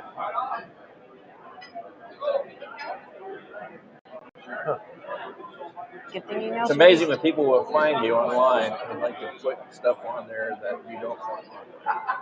Oh. All right. If you're watching and you saw that, I apologize. It was one of our YouTube channels, not sure which one, but we get that from time to time. People find there and they put these links to sites that we really don't want our viewers to. So no, don't send me emails about it. Okay, I didn't give you the link to some porn site. That's not what we do. Okay, we're here having a more intelligent discussion than that. So all right, back to what we say. I did see the booth for that, and I would love it if you could have one of them come over here and talk to me about it. I will go get Wayne and have him come over here. I would love that because we actually had the same thing at ASD in North Carolina. We interviewed their representative for a string by itself. Would love to do that with you guys to get that, help you get that word out. It's an amazing program. We have a general service tech apprenticeship. We have a master service technician apprenticeship. We have a service advisor apprenticeship program, and we're also working on an RV apprenticeship program. Wow. So it's huge. And we need more people to get involved, to spread the word, and just really lift up our industry. Yeah. And I like what you said, too, about as being a part of the association to give you the resources that you needed as a business to succeed. I think that's so important. It's something I'm preaching a lot lately to our audience because I think a lot of technicians who have those dreams, those aspirations, and you've seen them, we've all seen them, they're great techs. They can fix a car in their sleep, but they don't know the business. So when they do put out their shingle and they open up that door, 6 months later, they're in trouble because they didn't bother to get the training about the business side of it, right? Yep. So if you're a tech and you know how important it is to get trained on the technical side, you have that aspirations, you can get the training that you need to do the business side, be successful, like folks here with me right now, and using the same words they did by joining your local NWACA chapter, right? And like I said, you guys are covering. I think Brenda was telling us that, and tell me if I get it wrong. You basically before is just Washington and Oregon, right? Oh, we've spread out now. Oh, I know you have right now. Alaska. It's Alaska, Montana, Idaho, Washington, Oregon, Idaho, and Wyoming. I think. No, we don't have Wyoming. No, there was one other that I. That's it. I think that's it. Nebraska. No, Nebraska. No. Well, maybe Brenda knows something you don't. But you know, we're welcome to take more on. There are at-large members though that can join from other states. Yeah. So and the other thing with the Auto Care Alliance group that Sherry Hamilton spearheaded with the Midwest ACA, right? She's a tremendous lady in her own right. She's amazing. And the benefits that you guys provide to your members is probably a lot more than we can list during our live stream. But what's website they can go to find out about NWACA? Well, we have our website, which is NWACA.org. That's easy enough, right? Yeah. Or NorthwestAutoCare.org. I think it's NorthwestAutoCare.org. Yeah. We're so new, I can't remember. Can't remember that, right? Because this is a fairly recent change. Yeah, it took effect January 1st. So just a few months. All getting used to it. Yeah, it's all good though. I mean, we have so much more to offer, and being part of ACA is going to give us even that much more that we can offer our members. Yeah. So there's just so many benefits to you if you're a shop owner and you're in that area, or you want to consider it large, or you want to see if there's an ACA in your area, which there probably is now. Yep. The way it's been growing. Then by all means check that out and see how they can be of help to you and help to your shop and help you grow that culture of professionalism and pride that these shop owners are obviously doing in theirs. And you have the same thing too. And again, I'm going to hit it again with you guys who are techs who told me before about, your boss isn't supporting your training, or, we've all worked for guys in shops that were, you don't have, it's a new market for you guys and gals. I don't want to leave the ladies out. Techs are in high demand. If you're a professional, if you consider yourself a professional, that you have that drive to continue your education, developing your skill sets, being the best that you can be, fixing it right the first time, learning how to do things the professional way, if you're not already, then there's a shop out there for you. You don't have to stay where you are. There's a home for you that is going to help you do exactly that, help you grow in your professionalism, and maybe reach a point where you can be your own business owner one day. Yep. Right? So I really appreciate y'all hanging out with me.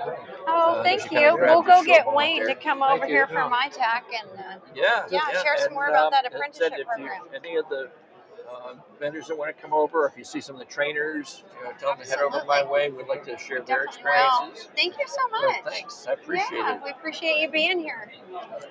Hopefully we get to help you get the word out and keep things going, right? The cost savings and the benefits that we offer actually will pay for the membership itself.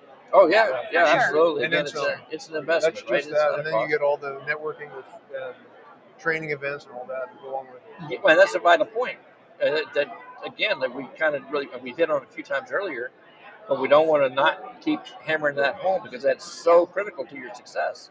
Every business owner, I'm sure, I never had that spot myself, but I've talked to numerous owners around the country.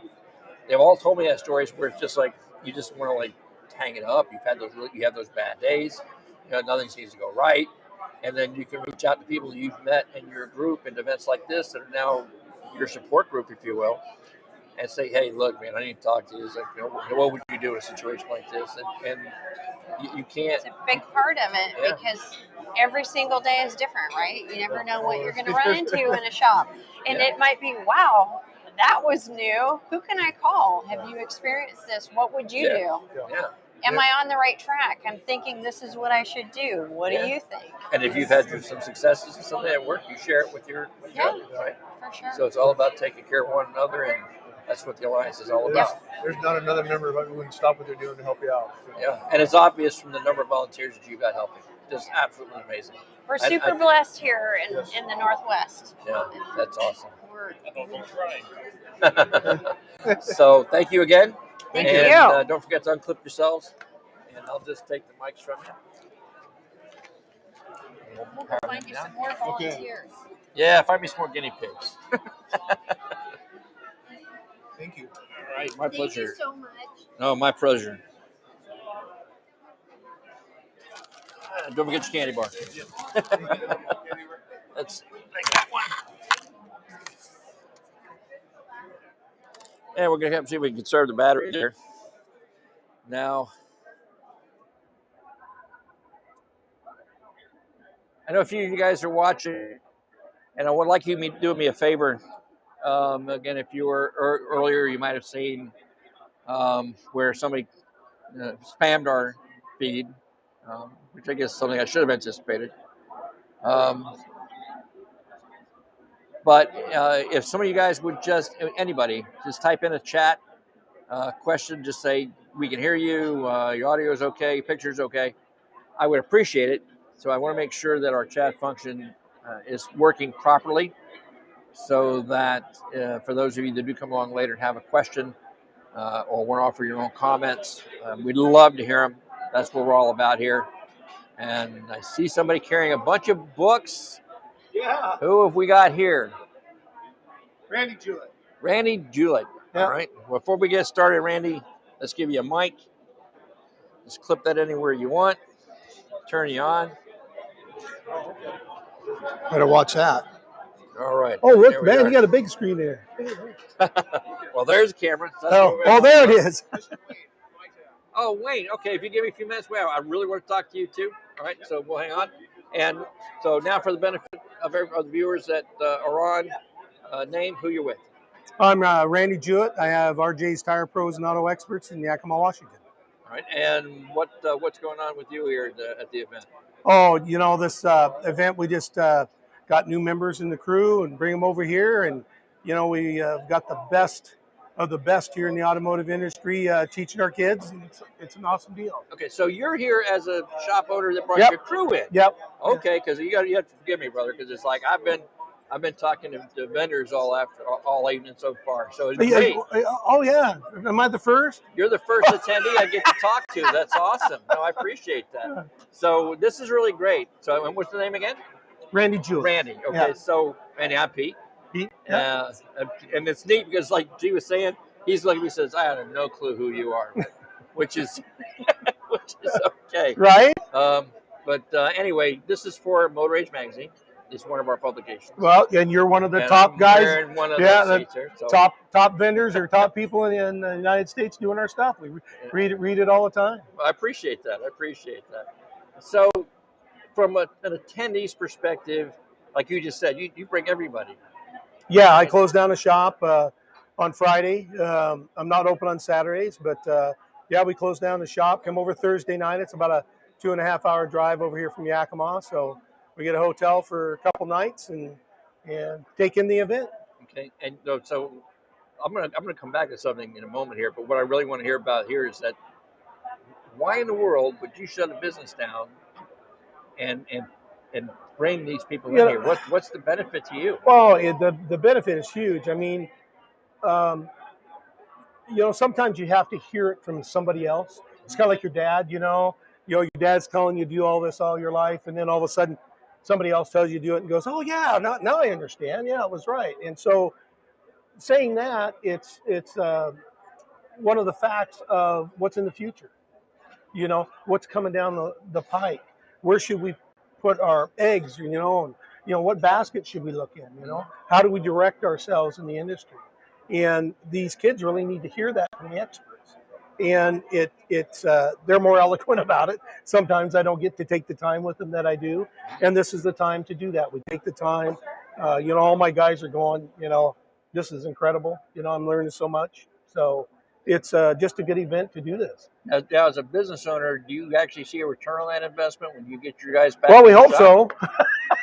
That's the game, right? That's the game. Yeah. The honeymoon goes on for a month or so. After the thing, and that's where I come in, and these other vendors that have now. There's a lot of stuff online, teaching apps, that kind of thing that you can go into and keep your crew engaged, and get help with that. Because as an independent owner, this is our base. This is where we come to for our support.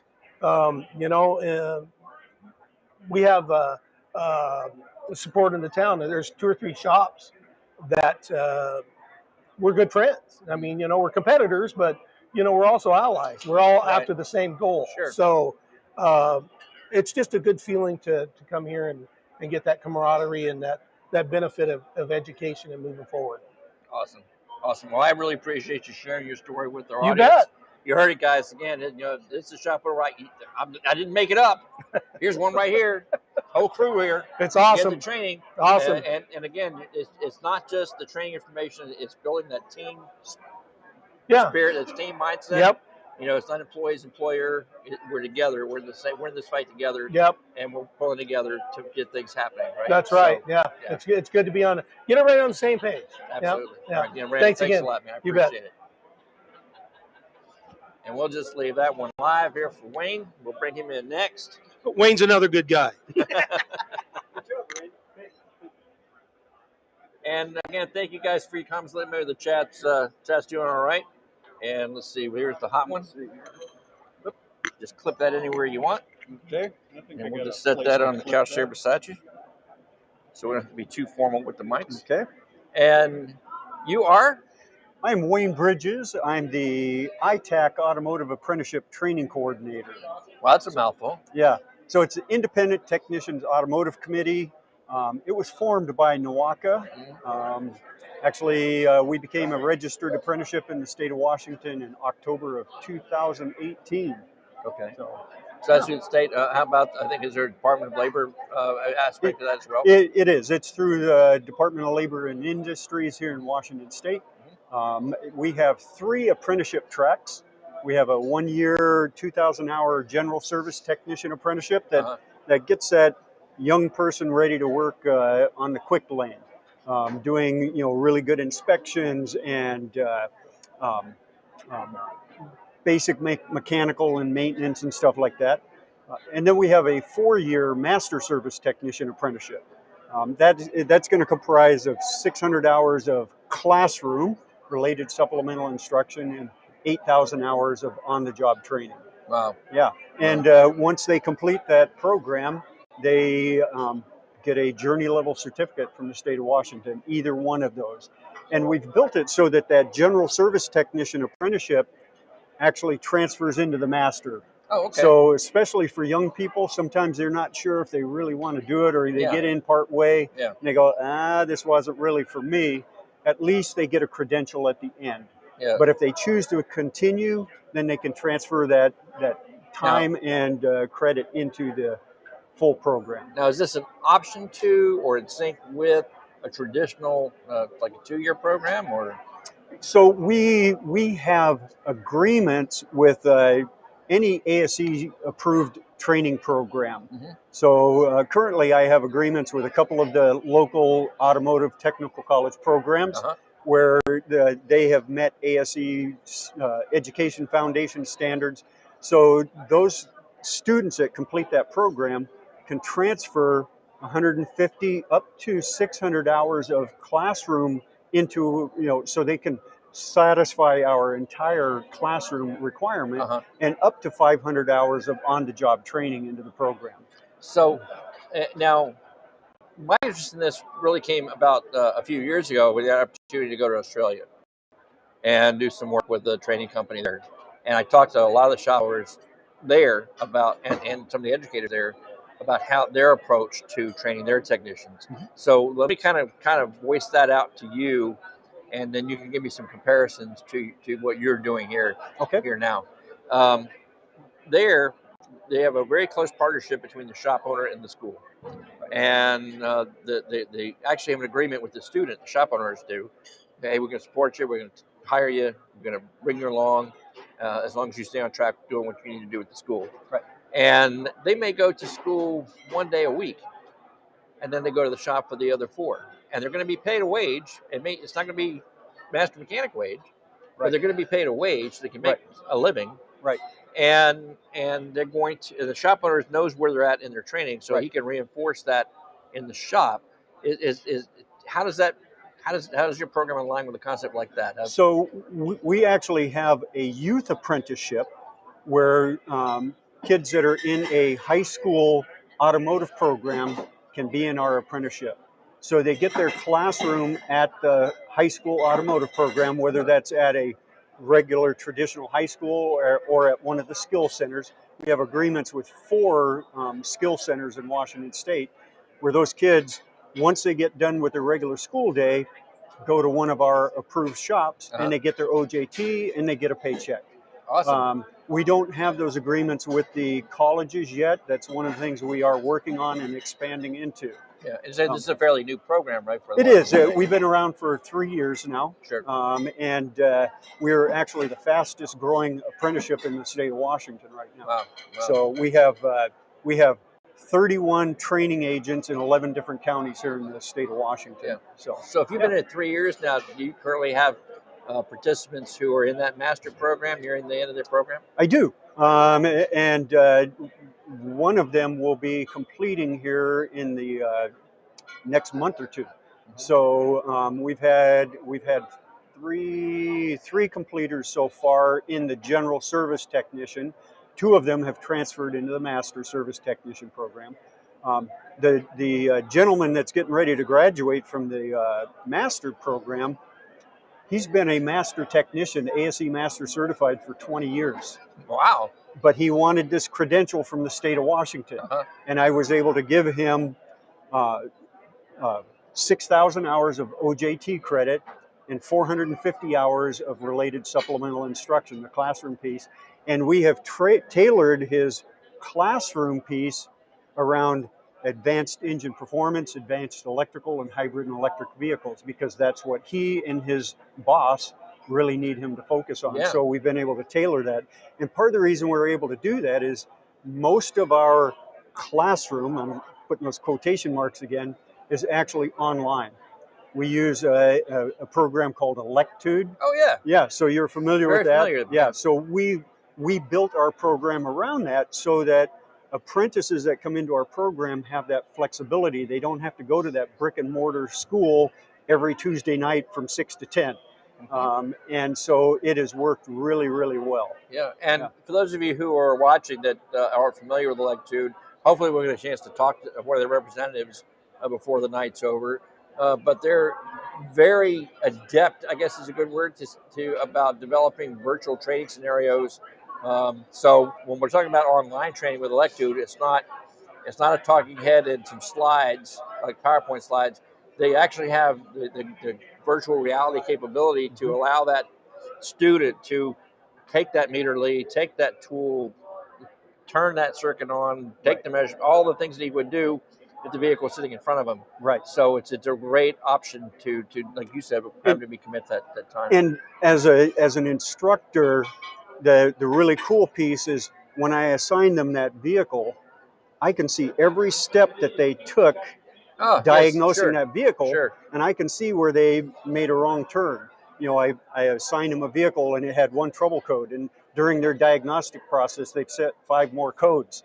We can have a discussion about good diagnostic processes, and I can really help them see where they got off. And that is such a powerful tool for teaching. And the other thing that I really like is, especially for young people today, it's a games-based program. And we're giving them nice bite-sized pieces of information, training. Then we're assessing that. We're not giving them a big whole bunch of stuff that's making their brain explode and then trying to, have them, decipher all of it on one quiz. So it's a great program. And the cool thing is, during COVID, almost every school in the nation switched over to Electude. When COVID hit, all the apprenticeship programs in Washington State were struggling because they couldn't have face-to-face training. Well, Itac, because we were already online, we were able to operate seamlessly. Not one of my apprentices missed any kind of hours of training. So it was a great thing. It's great. And I think another great thing about the apprenticeship program, I love the traditional 2-year vocational training, right? The one that's kind of been standardized. And what I'm going to say is that no way reflects battling on those programs. I just want to make that very clear from the outset. If you're a professional educator and you followed me for any length of time, you know that I have a real passion for you supporting what you're doing in your schools. A perfect example, and I've shared this story many, many times. The community that I live in, there were 2 high school programs within 10 minutes of one another, right? The one just fluttered and died from lack of support from the administration. But the gentleman who ran that program until his retirement had the biggest heart for helping his students succeed, even using the minimal resources they were giving him to do it. He busted his tail. And every instructor I've ever met in the public school system, whether it's high school or secondary, has had that same commitment to their students. And I applaud you for that. I did a little bit of that. It's tough. It is. And I appreciate all of you for what you're doing for these students. So I don't want to get out of text that. But with that being said, when you take a kid through a straight 2-year program and they don't really have the opportunity to apply what they're learning, by the time they're done, 90% of what they knew is lost. Knowledge not used is lost. So the apprentice program is a way to reinforce that training as they go. Ingraining it in their habits, in their skill sets, building each on the other to where they reach the end of it. Now you have, like you said, they get a journeyman certification. And again, this is something maybe some of the older viewers might be able to understand. My father grew up that way in Europe as an apprentice, and as a craftsman, and knowing some of the things that he did to learn his trade. He never admitted that he was a master because he never could take that master test that they want. And if you're not sure what we're talking, hey, let me know. I'd be glad to tell you all about it. Just to tie on with what you're saying, I actually spent 29 years teaching at a 2-year automotive program. And I retired in 2018 because I was so frustrated with my students leaving my program and going to work and not having any support when they got out there. Right. And 2 to 4 years later, they've left the industry. So I contacted NWACA, and they were already starting to work on this apprenticeship program, because that's what I wanted to do, see if we could reinstate an apprenticeship program in Washington. Yeah. So we worked together and built this thing to give those people that are coming out of those trade schools that support. Because I would always tell my students, when you graduate from this program with that nice diploma, you still don't know squat about the automobile. So, yeah. you know, and you need lots of support out there. And I get it, and I'm glad you said that, because the shops who are participating in your program obviously understand the importance of mentoring their students, their new techs. Right. And again, if you've listened to me for any length of time, when I have shop owners mail me or call me and say, "Pete, where do I find good techs?" The very first question I ask them, and I'm asking you, are you involved on your industry advisory council of your local programs? Yes. You know, if you want to know what's going on and you want to have an impact on the programs and the students they're producing, you need to do that. And it's not that big a deal. It's like a meeting every quarter. It's not, and they feed you. Yep. So it's not most of them feed you. Not a bad thing. But here's the thing: is as an instructor for 29 years, I sent my best students to the shops that were represented on my advisory committee. Sure. So if you want the best, you need to be involved in those advisory committees. Yeah. Whether it's a K-12 or post-secondary, those are important. And if there's no automotive program in your area, there's a CTE program at the local high school. You can be on that CTE advisory committee, get into those classrooms and tell these young people about the opportunities in the automotive industry. Yeah, that's crucial. Right? It's crucial. So important. Yep. And the other thing I want to say to the shop owners, that when you're hiring these graduates, as Wayne just aptly pointed out, usually what I see happen is one of three things. Either they expect that new student to be an Itac, which he is certainly not. He or she is certainly not. And then they get all ticked off when it doesn't happen. Right. Or they are older and they treat them like they were treated. They stick the broom in their hands, tell them they're going to clean the john, sweep the floors, and any tech or any student that just spent 2 years in school and substantial portion of their income to attend that school aren't going to clean bathrooms for you at minimum wage. That's not going to happen. And the third, which is what you need to do, is understand that you've been giving a diamond in the rough, and you take that diamond in the rough, you mentor that diamond in the rough, you polish that diamond, you help them grow to that position, and in the apprentice program, even better. So with all that said, Wayne, this is for Washington State, right? Right. If there's anyone watching in the Washington State area who would like to know more about how they can become involved, where do they need to go? So if they go to the NWACA website, there's a link right on there for the Itac Apprenticeship Program. You can get more information about all of our different offerings. One other offering that we have that we kind of missed is we have an Automotive Service Advisor Apprenticeship as well. Okay. It's a 1-year apprenticeship. The classroom is through Clover Park Technical College, fully online. And when they complete that program, they get their certificate from the state of Washington, but they also get 14 credits that they can apply to either an associate's degree or bachelor's degree. Wow! So it's a great partnership that we developed. Yeah, and I'm glad you continue with that, because as a tech, having a professional service advisor meant the difference between me eating and not eating. Exactly. You know what I mean? Yep. And another thing, the program I was just telling you about, the other one was held at another high school. This young man was a real inspiration to me. He took on his program. I don't know how he got involved with it, but he did. He started off with an empty classroom and 2 parking spots assigned to him in a parking lot. That was all he had. So he came up with whatever he could come up with. He had a small group of students. And I love what he described as his philosophy to me. He said, you know what? I try to tell my students, they may be here to study the technical side of things, like the old shop day classes of old. Yeah. But he would tell them right off the get-go, you can be a technician, you can be a parts person, you can be a service advisor, you can be the chairman of friggin' General Motors if you want to. Yep. But in all of those instances, you have to speak car. Right. And I'm going to teach you how to speak car. Yeah. And that's what he did. He got students so excited in that program that they built a 6-bay facility for them on the property. That's great. And they're not far from what I call the Motor Mile. All the major nameplates represented. Yeah. And all these dealers are on his advisory council. And you know what? Every graduate they have is put to work at these dealers. And then these dealers, they know the value of it. They may start them off in the oil lane, but they send them to schools. Yeah. They develop them and next thing you know, a couple years down the road, they've got a master factory tech working for them. You know. Yeah. Hey, there's one more thing that I Sure. would like to share, because this is something I'm really proud of that we developed. We have a partnership with the Coyote Ridge Correction Center over in Eastern Washington. Okay. So they have a really good automotive program over there. But because the people are incarcerated, they can't do the on-the-job training piece. We have a partnership with them where it's a pre-apprenticeship.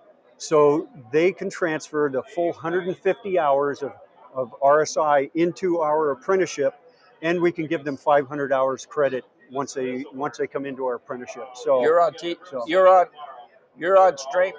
You're on live stream here. You're on a stream here. Yeah. But you look handsome. But so you look good. Yep. Yeah, so that's a program that we put together to give those incarcerated individuals an opportunity. And I spent a whole day at that facility and talked to those guys, and they were just wonderful. They're excited about the industry. Everyone I talked to knew that they had messed up, but they're ready to turn their lives around. And this is going to give them that opportunity. That's great. So that's awesome. Wayne, thank you so much. Okay, you're welcome. Thank you. If I can do anything more to help you, you just reach out and let me know. All right, I appreciate that. All Thank right? you. Don't forget to yeah. yourself. Thank you. There you go. Cool.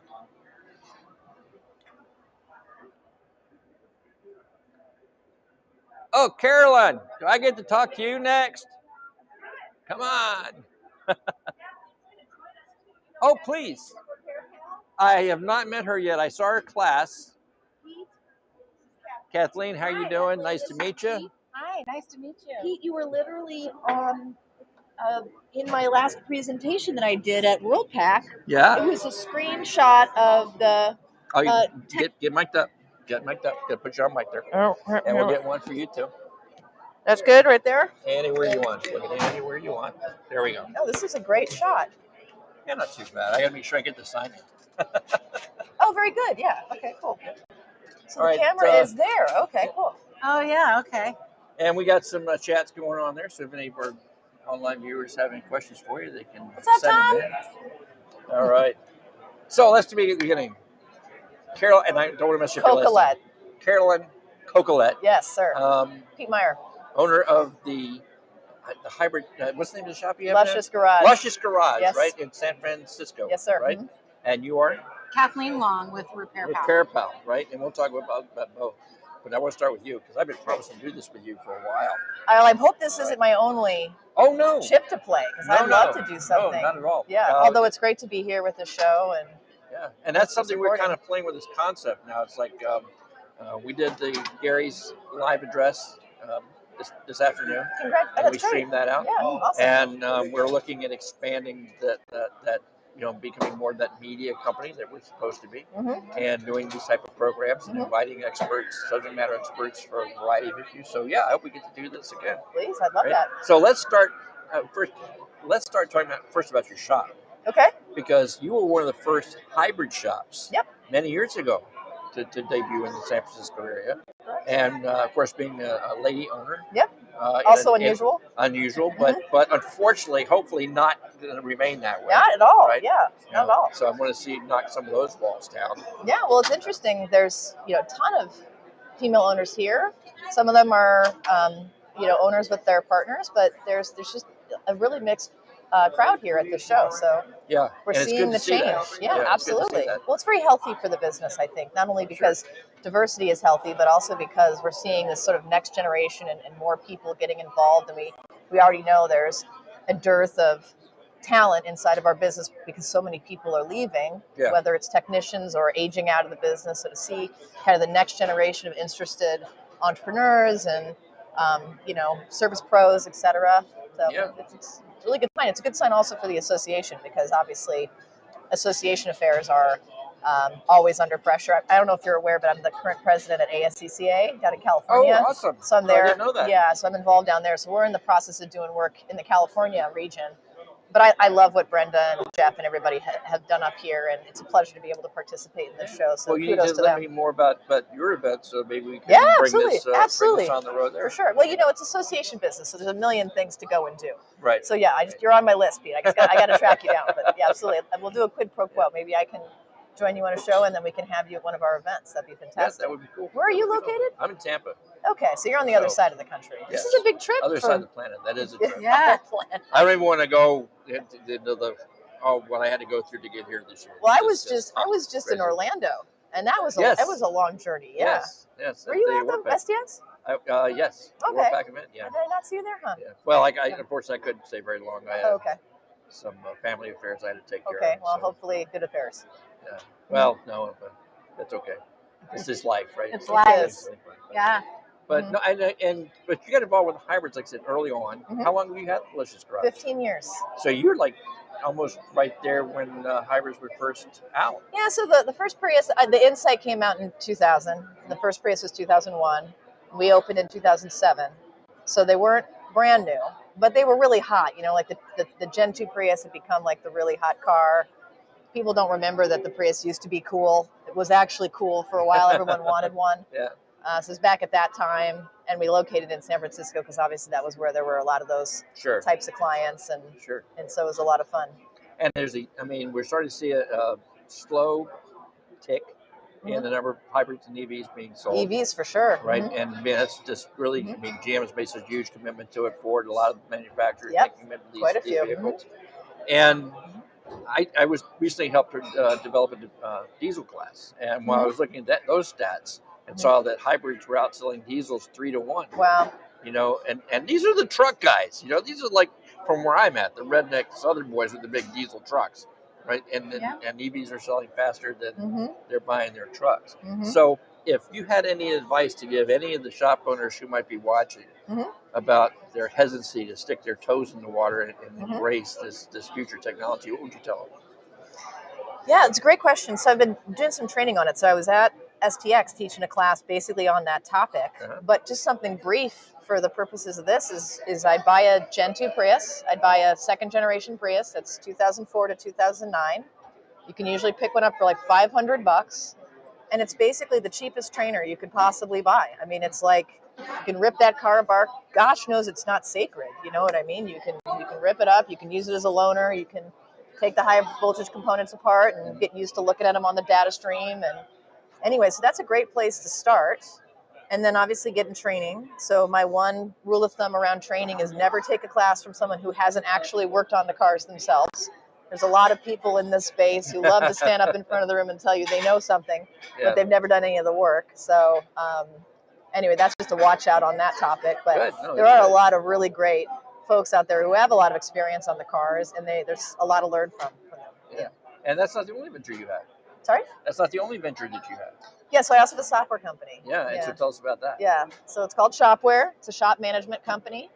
We've been in business for 9 years, believe it or not. Yeah. Already. So we were actually here in 2016, and I have a photo up at our booth from when we came here with Chip Keene, who's a longtime active member of NWACA. So anyway, we know this association well, but yeah, that's been a lot of fun too, and it's been fun meeting other folks here in the Pacific Northwest that are looking to upgrade their businesses and how we can help. So what does Shopware offer the owner? What kind of, it's like a management software program? Yes, sir. But what does that cover? So most management systems make invoices and will manage some of your inventory control and parts purchasing and stuff like that. And they vary in terms of their, their service coverage depending on how old they are, how sophisticated they are, et cetera. There are some things that the legacy systems never did or have tried to do with some bolt-on products to sort of band-aid the problem. And, we're a newer solution that allows people to do all those things in one place. So rather than, keep band-aiding the problem, we actually went and built a, bottom-up solution so that allows people to do all the things they need to do, not only the things they've always needed to do inside their businesses, but also be able to meet contemporary customers where they are. So a lot of digital solutions there, paperless solutions. You know, yeah, cloud is a big deal. You can do stuff on your phone, that's great. But there are several different components that make cloud a real difference maker. One of them is processing power. So for example, we have a parts pricing tool, which we call the optimizer, which replaces a traditional parts matrix and will auto price your parts in order to hit a GP on your behalf. So you enter the GP that you want to achieve, and it will price your parts to go and get that. And it's based on an algorithm that looks at the parts that you have sold in the last 30 days based on their cost distribution, and then auto adjusts your pricing curve to go and get that gross profit target. And, you know, if you asked a legacy system to try and achieve that, you know, your server would melt down, your server would catch on fire because it can't do all of those calculations. So this is something that a cloud-based solution can actually do for you. And I can get on my soapbox about this, but my general philosophy is not only do people in this industry deserve a lot more from their vendors and their tools, but also they should expect more from their vendors and their tools. And your tools should work for you. You shouldn't work for them. Yeah. And a lot of the systems, whether new or old, are basically still expecting you, the human, to do all the work, to do all the thinking. You're still running your business between your ears. Yeah. And I feel very strongly about offering tools that allow you to do the things that only you can do, like talk to the customer and fix the car, and let the tool take care of your business. Wow, that's awesome. Yeah, thanks. So if anybody's watching wants to find out more about what Shopware has to offer them, it's getshopware.com. That's easy enough. Yeah. Getshopware.com. Yes. Well, thank you, Thanks. Carolyn. Thanks, Pete. I appreciate it. And Kathleen, yes. Kathleen with Repair Pal. That's right. So I saw your class a little bit. I came in and got a couple of pictures there. Yeah, thank you. Put those up on our social media. Nice. See all the training resources that we have available. But I got to tell you, I am a fan of Repair Pal. I've used Repair Pal to find shops for our own needs. And I guess so with that being said, tell them what Repair Pal is. Yeah, so Repair Pal is a consumer-focused company first and foremost. So we want to help consumers find auto repair that they can trust. So in order to meet that need, we developed a network of certified shops over the years. We're now at 3,000 independent shops. So we've been working with the shop community for a long time. And those shops go through a certification process. So we look at the tools and equipment. Every shop has to have a shop management system. So if you don't, you want to be part of Repair Pal. Obviously Shopware is a great solution. And I will also say that it's nice to see that the price is coming down, because for a long time shops are doing business on paper just simply because it was cost prohibitive to acquire shop management software on top of all of the other costs of running the shop. Mm-hmm. So really it's democratized the price quite a bit and made really robust tools available to shops at a lower price point, which I think is good because the consumer expectation around quality is increasing. So we're looking at the customer satisfaction, that the shop is attentive to fair pricing, which doesn't mean cheap pricing, because there's nothing more expensive than a cheap auto repair, right? Mm-hmm. Because that's an auto repair you have to do more than once. But yes, we want to find the shops that are doing right. And then because we provide so many resources to consumers, we have about 4 million unique visitors to our website every month, and we match those visitors with high quality auto repair. Yeah. And so that's been the crux of our business for a very long time. Because we have high quality shops and because our shop partners are so outstanding, that allows us to do a lot of other things. Mm-hmm. And so we've acquired a number of partners over the years. We have about 65 different partnerships where companies like USAA, CarMax, Consumer Reports will send their customers and members to Repair Pal for help in finding quality auto repair. Yep. Because for them, it's about brand protection. So if I'm USAA, I want to make sure that my customers are safe on the road. Quite frankly, I'm an insurance company. I want to reduce my claims. I don't want people colliding with each other. And part of doing that is making sure that the car is safe to drive and that has been well maintained and all of that. But if I'm going to make a recommendation around auto repair, they're sticking their neck out to do that, because if a customer goes to an auto repair shop, has a terrible experience, then USAA is kind of on the hook for that recommendation. So the only thing that makes sense for companies like that are attentive to quality is to partner with someone like RepairPal, where we've ensured the quality of the shop, we stand behind the experience. And then everywhere that someone looks, I want them to see a RepairPal shop. So I want all of these high quality companies to recommend their customers to RepairPal. And in this way, to our, 3,000 shops, we're bringing tens of thousands of repairs every month in new business. And then with our estimator and some of our other tools, there's also a retention benefit to shops there as well, where they can say, look, I know it's an expensive repair. Cars are getting more complicated.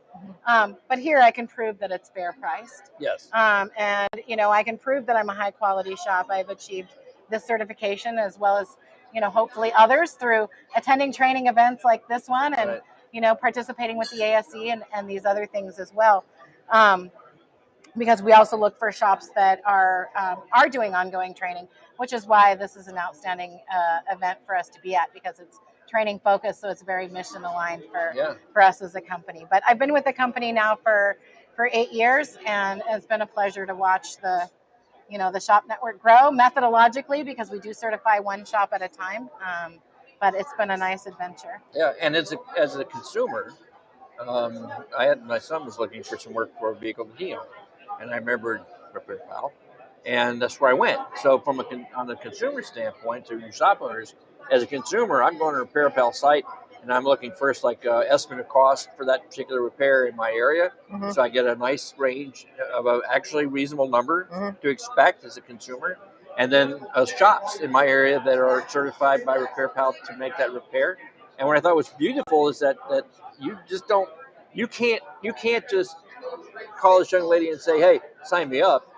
Well, you can, but it's a little bit more involved than that. Yep. They do vet their shops to a variety of professional standards, which is awesome for a consumer. Mm-hmm. It's not just word of mouth or a good Yelp review. This has been an independent organization that said, yes, we vetted their tooling, we vetted their training, we vetted their shop. You're not pulling some dive that's got rats in the corner.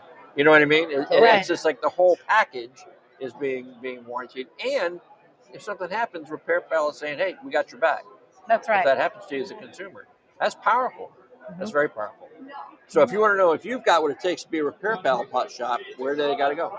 Well, they can go to repairpal.com. We've got 4 shops right in the upper right-hand corner. Click on it, schedule a demo with one of our sales folks, or send us a note and, make a call. We'd be happy to talk to shops that are interested, take you through the process. And look, if for some reason a shop doesn't pass, we want to be a force for good in the industry. Absolutely. Too, not just for consumers. So we'll work with shops that are, just maybe lacking in one of the areas. Like if they don't have enough training, we can recommend, where they need to go to get additional training. Or if the customer, like Motor Age TST webinars. That's exactly 100%. Yes, 100%. Or if they don't have their customer sat scores as high as they would like them. Yeah. So we can look and say, here's some of the things we would recommend based on what your customers are saying. So we will work with shops to get them to the level where they can be approved. So we don't like to turn shops down. It's just a necessary part of our business. But where we've got good people who are doing the right things, then we work to make sure that that we can get them as good as they can be. Which ultimately, at the end of the day, we're a for-profit business, and so are the shops, right? And so having that high level of quality also ends up translating to sales and revenue at the end of the day. And good customers. And good customers that come back, right? And right. So, well, we don't want that Everett sent you guy to show up. I hate Everett. Every time he shows up at the shop, it's like, well, Everett sent you to my oil change. My radio doesn't work right. We don't. And you as a shop owner, there's always those customers you love to fire. Mm-hmm. Right? So that's for that. Well, ladies, thank you so much for hanging out with me for a little bit, telling us about thank you so much for the chance. And thank you, Caroline. I've looked forward to this opportunity for a long time. Yeah, let's do it again. Yeah, it's so nice to meet you. I appreciate it. Have a great rest of your event. All right, great. All right, we'll let you go back to your booth. All right, we'll get out of here. Hi, folks. You guys good? Yeah, she good. She lost her phone. We thought we'd look up her and see. I don't think her probably not. I'll follow up with you separately. Probably not. But no problem, Caroline. You bet. Rule it out. Yep. Look. Is it there? I told you I had a feeling. like your phone is in this house. John should go buy a lottery ticket. That's oh right. my God. Don't you love me? I love you. I love you. Well, see, if you'd have called it, I'd have heard it go off, right? So, hey, you want to bring me somebody else? I know the folks at Auto Leap are dying to come over here.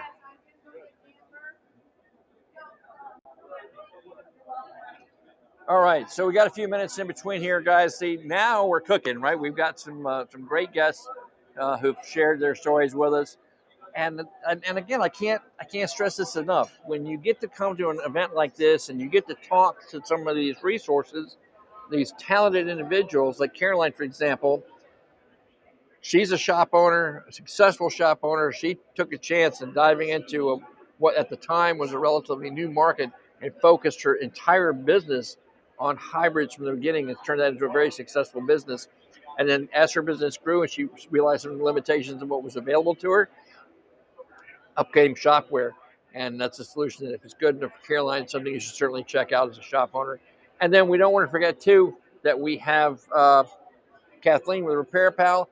I got to tell you, man, I'm a big fan of Repair Pal from both the professional side and on the consumer side. So if your shop thinks it's got what it takes to be a Repair Pal shop, then come on down and check them at repairpal.com. Come on down. Auto text me. How you doing, buddy? Doing wonderful. Let's mic you up before we. You take that. Try to put it everywhere you want. All right. And God, I can't. His name is right on my face. Chris Coutier. What's that? Chris Coutier? Chris, yes. I mean, I'm seeing like all the events. Is he here this one? Or? He's not here today. No. He's enjoying some time with the family. I live in the Bay Area, and so it's a little bit easier, right? Just a quick flight. So I have volunteered. We'll start right. Introduce yourself and who you're with. Hello, I'm Chan Patel. I'm Vice President of Sales and Business Development. Auto Text Me. And this has been a wonderful event. Great trainers, great family, great friends. That's a mouthful, right? It's like absolutely. Does it all fit on the business card? It does. So tell us about Auto Text Me. What is that? So Auto Text Me is a workflow communication tool. We help service advisors, technicians build trust and transparency with clients using digital inspections, two-way texting. At the end of the day, what we're trying to do is we're trying to make the shops move a little bit faster. We live on top of shop management systems, so whether you're using any of the wonderful shop management systems that are here, like Shopware, like TechMetric, wonderful partners of ours. Yeah. There's countless of them out there, and in fact, it's some of the older legacy, if you want to call them there. We work with them as well. We've worked so well as a shop management enhancement tool that we can work even independently of them. So what we're trying to do is we're trying to focus in on the key metrics that move the needle for shops and make it easier for them. The reality is texting is here. And if you have the very best texting, two-way texting platform out there, it's going to help not only build the communication, get faster response with customers, but it's also going to build relationships. In digital inspections, if you're not a shop in 2022 using digital inspections, I'll be shocked. But I understand why shops are hesitant. There's been tools out there that just made it a little bit harder. I believe we have the easiest to adopt and to use. We offer free training, free support, unlimited, and it's month to month, and we love opportunity. Reach us out, give us a call, and we'll happy to kind of give you a quick demo and see if it's a good fit. So I want to stress some of the things that you just said that caught my eye. It's like, and I'm an absolute believer in this as well. Your customer is not sitting in the waiting room waiting for you to get done, right? They have a life. They have things to do. And sometimes it's the vehicle has been brought in by someone who is not the one who's experiencing the problem. That's one thing. Absolutely. And a lot of your customers, the majority of your customers now are ladies making that decision. Yes. And you can call them, but they'll just ignore the phone call or if they're busy. I know if I'm in the office and I'm working, I'm not paying attention to the phone, you can go to voicemail. And emails, I check my email twice a day, one in the morning, once in the afternoon. You're disciplined? That's it. But text, if I get a text, I'm going to read it. Did you hear about that stat? 95% of all text messages get read in less than a minute. Yeah, wow. And if you're a millennial, guess what that is? It's even quicker. Yeah, so absolutely. It's acceptable socially if I'm in a meeting to glance over my phone, give you a response. Hey, can we move forward with this repair? Absolutely. Right. But not acceptable for me to step out, listen to voicemail. So here's the reality. Find the solution that's easier. You have to adopt the technology, and there's solutions out there that are very easy to adopt. Yeah, I like the digital inspection process. It's like if your customer comes in with a complaint, and they leave the car with you, they drop it off with you, and you get it in the shop, and let's just say you're doing a brake job, and you can see that, oh, wow, this rotor is like badly damaged, calipers are frozen, take a couple of images, text message, show that to your customer on, with a text. Yep. And then they can see the need and give you the okay right then and there to proceed. And it just, like you said, it speeds up the workflow. It gets that bay moving, gets that rotating, that work through that bay. Absolutely. And as a shop owner, you want to keep that. It's a well-oiled engine machine that you got to be constantly. You can work on process. We're big believers in processes and workflow, and that's a constant evolution. Right. And you got to use technology to adopt. There's something about video. We all know the TikTok phenomenon. Oh, yeah. And when you describe something, when just share a quick 5-second video, it's pretty much standard. And you should know that you are watching this on video, right? So it's the same thing. This is the way people communicate. In fact, I saw a stat not too long ago because of a few projects that we're working on. And I think it was something like 85-90% of consumers make a purchasing decision based on video. It's powerful. It's very powerful. Yeah. Right. Yeah. Thank you so much. I appreciate sharing your message. And before we got to go, though, if they want to find out more about Auto Text Me, where do they go? Just go to autotextme.com, reach out. We'll be happy to help you out. Awesome. Awesome. Thanks again. Thank you again. Nice meeting you. Appreciate Take care. Hey, thanks about that. Awesome. Take care. You bet. Thank you so much. All right. So, moving right along here, 9:30 Eastern. That's 6:30 Pacific. We'll do the math there. Things are quieting down here now, as most of the attendees have had a chance to make their way around the show, talk to the business owners that they wanted to talk to. So it is getting a little quieter.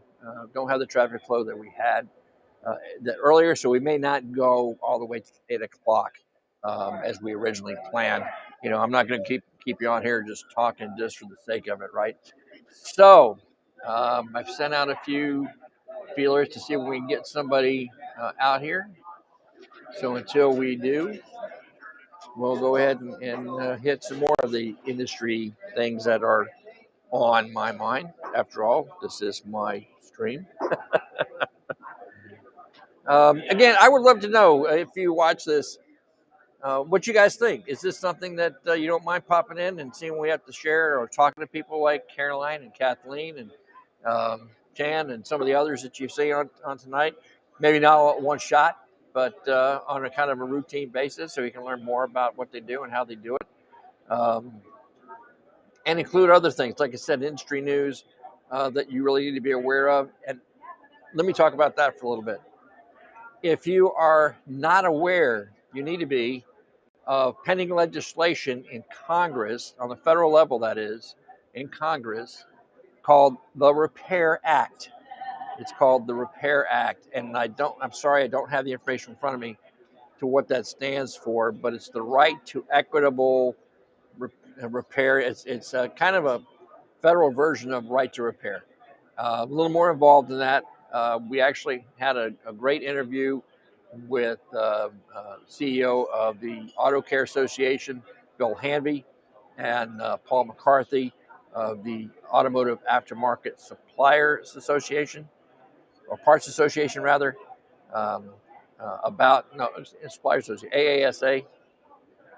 It's so many organizations, it's hard for me to keep track sometimes. But great conversation with them about what the legislation entails and why it is needed. And this is something that, again, if you're an independent technician, and here's this son of a gun here again, I'm trying to get rid of you, little son of a...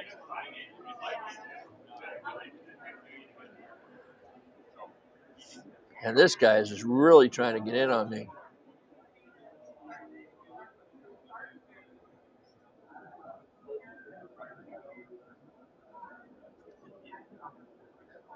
It's amazing how these I don't know how they find us with this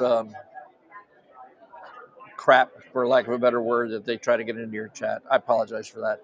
Let's see, is he trying again? So, Jim, you're asking me more tomorrow. I tell you what, I'm actually teaching class tomorrow morning.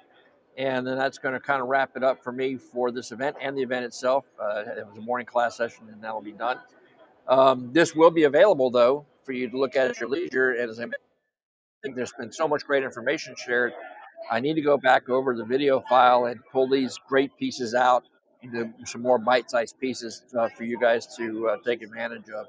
So thank you for asking about that, Jimmy, and thank you for indicating that it's been worthwhile for you. I really appreciate that. I really want to come up with this concept and kind of fine-tune it so that we can offer you a platform that you can know is going to be there for you every week, every other week, whatever we can do as far as the scheduling goes, that can talk about some of the things that we just started talking about. Again, I want to back up to that because I don't want to miss that out. That's the Repair Act. Repair. If any of you guys who are technicians, you've already run into this. It's the secure gateway module on Chrysler vehicles. I'm sure you've already run into that issue and how it blocked you from access to the rest of the modules on the vehicle. Unless at first there was a workaround, you actually had to pull the radio out of the dash and put in a jumper and get in that way, which is bogus. But and then some tools now are SGW certified. You can actually go to a website called what is it? I have to look it up for you guys. I don't recall it right offhand. I can't call. I don't want to give you the wrong one. But it's a website that's specifically there to allow you to register your scan tools for a small fee to allow you access to through the secure gateway module. In other words, factory wants to pop you in the pocket to do that. Now, it wouldn't be so bad if it was just Chrysler, but it's not. Nissan's getting ready to do the same thing, and other manufacturers, I'm sure, are thinking about it. And then you'd be in a situation where you have to pop through these guys one at a time individually, and that can get expensive in order to be able to service these vehicles. And under the right to repair, the concept is that the consumer has the right to have their vehicle repaired where they want it repaired, and not just have to go to a dealer. It's kind of, I understand both sides of the coin, and I'm sure many of you do. And right to repair, you have the OEM saying, well, we've got a lot of proprietary information we don't want you screwing with, and they're limiting access to us.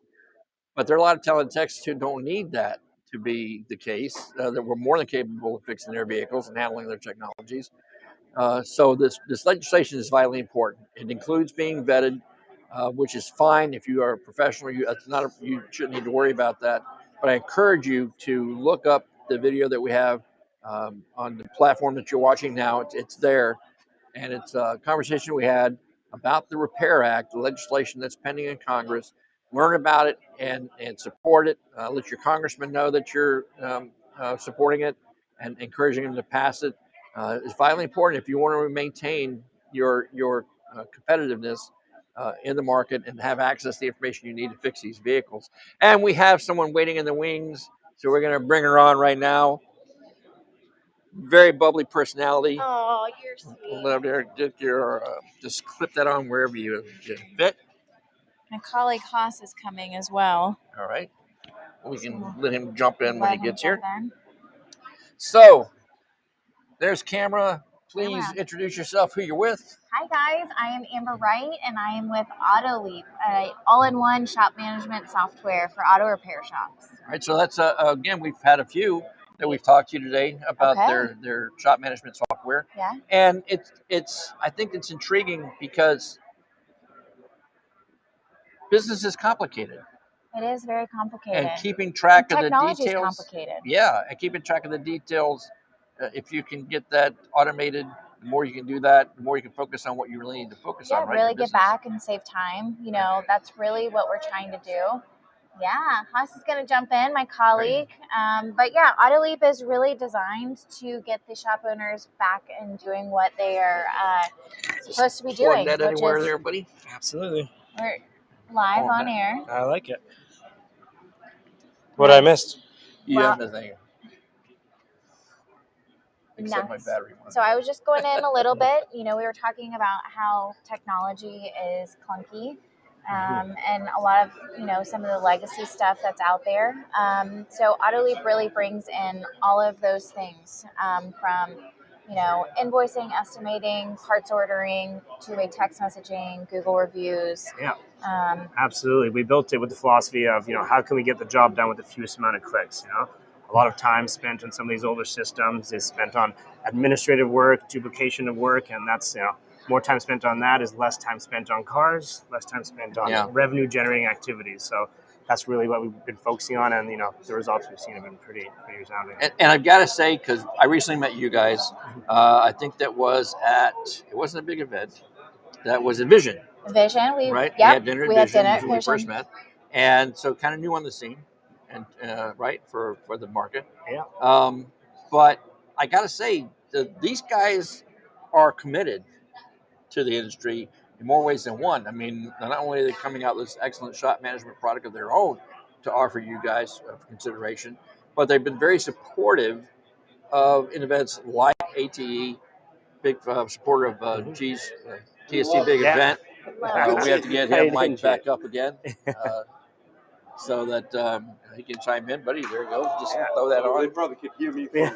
Probably can, knowing you. And then I want to thank you for that.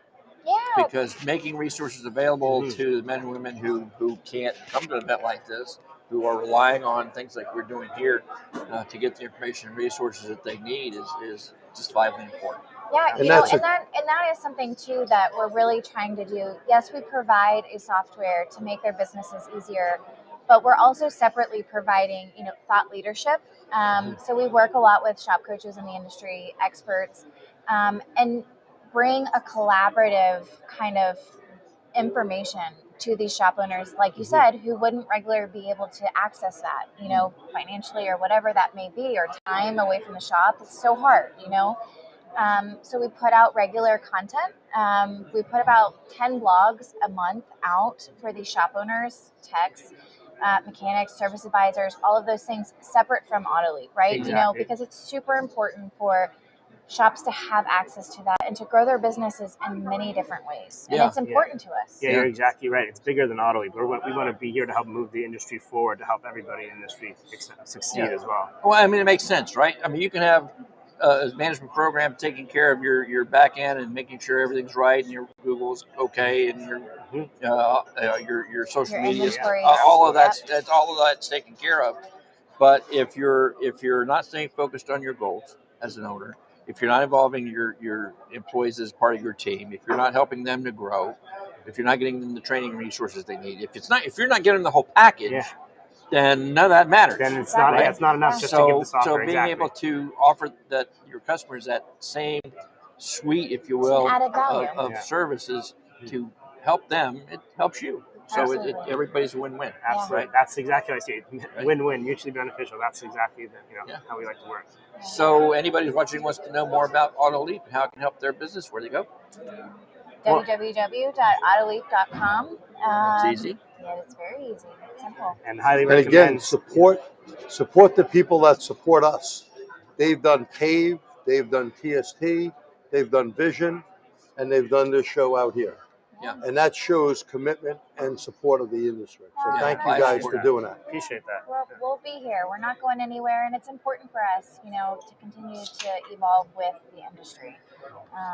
And with that, getting updates, frequently, and those updates come from shop owners. They come from these events, and it's so important for us to be immersed in the day-to-day of what these shops are doing so that we can help them to be better, to grow, and to grow our software with you.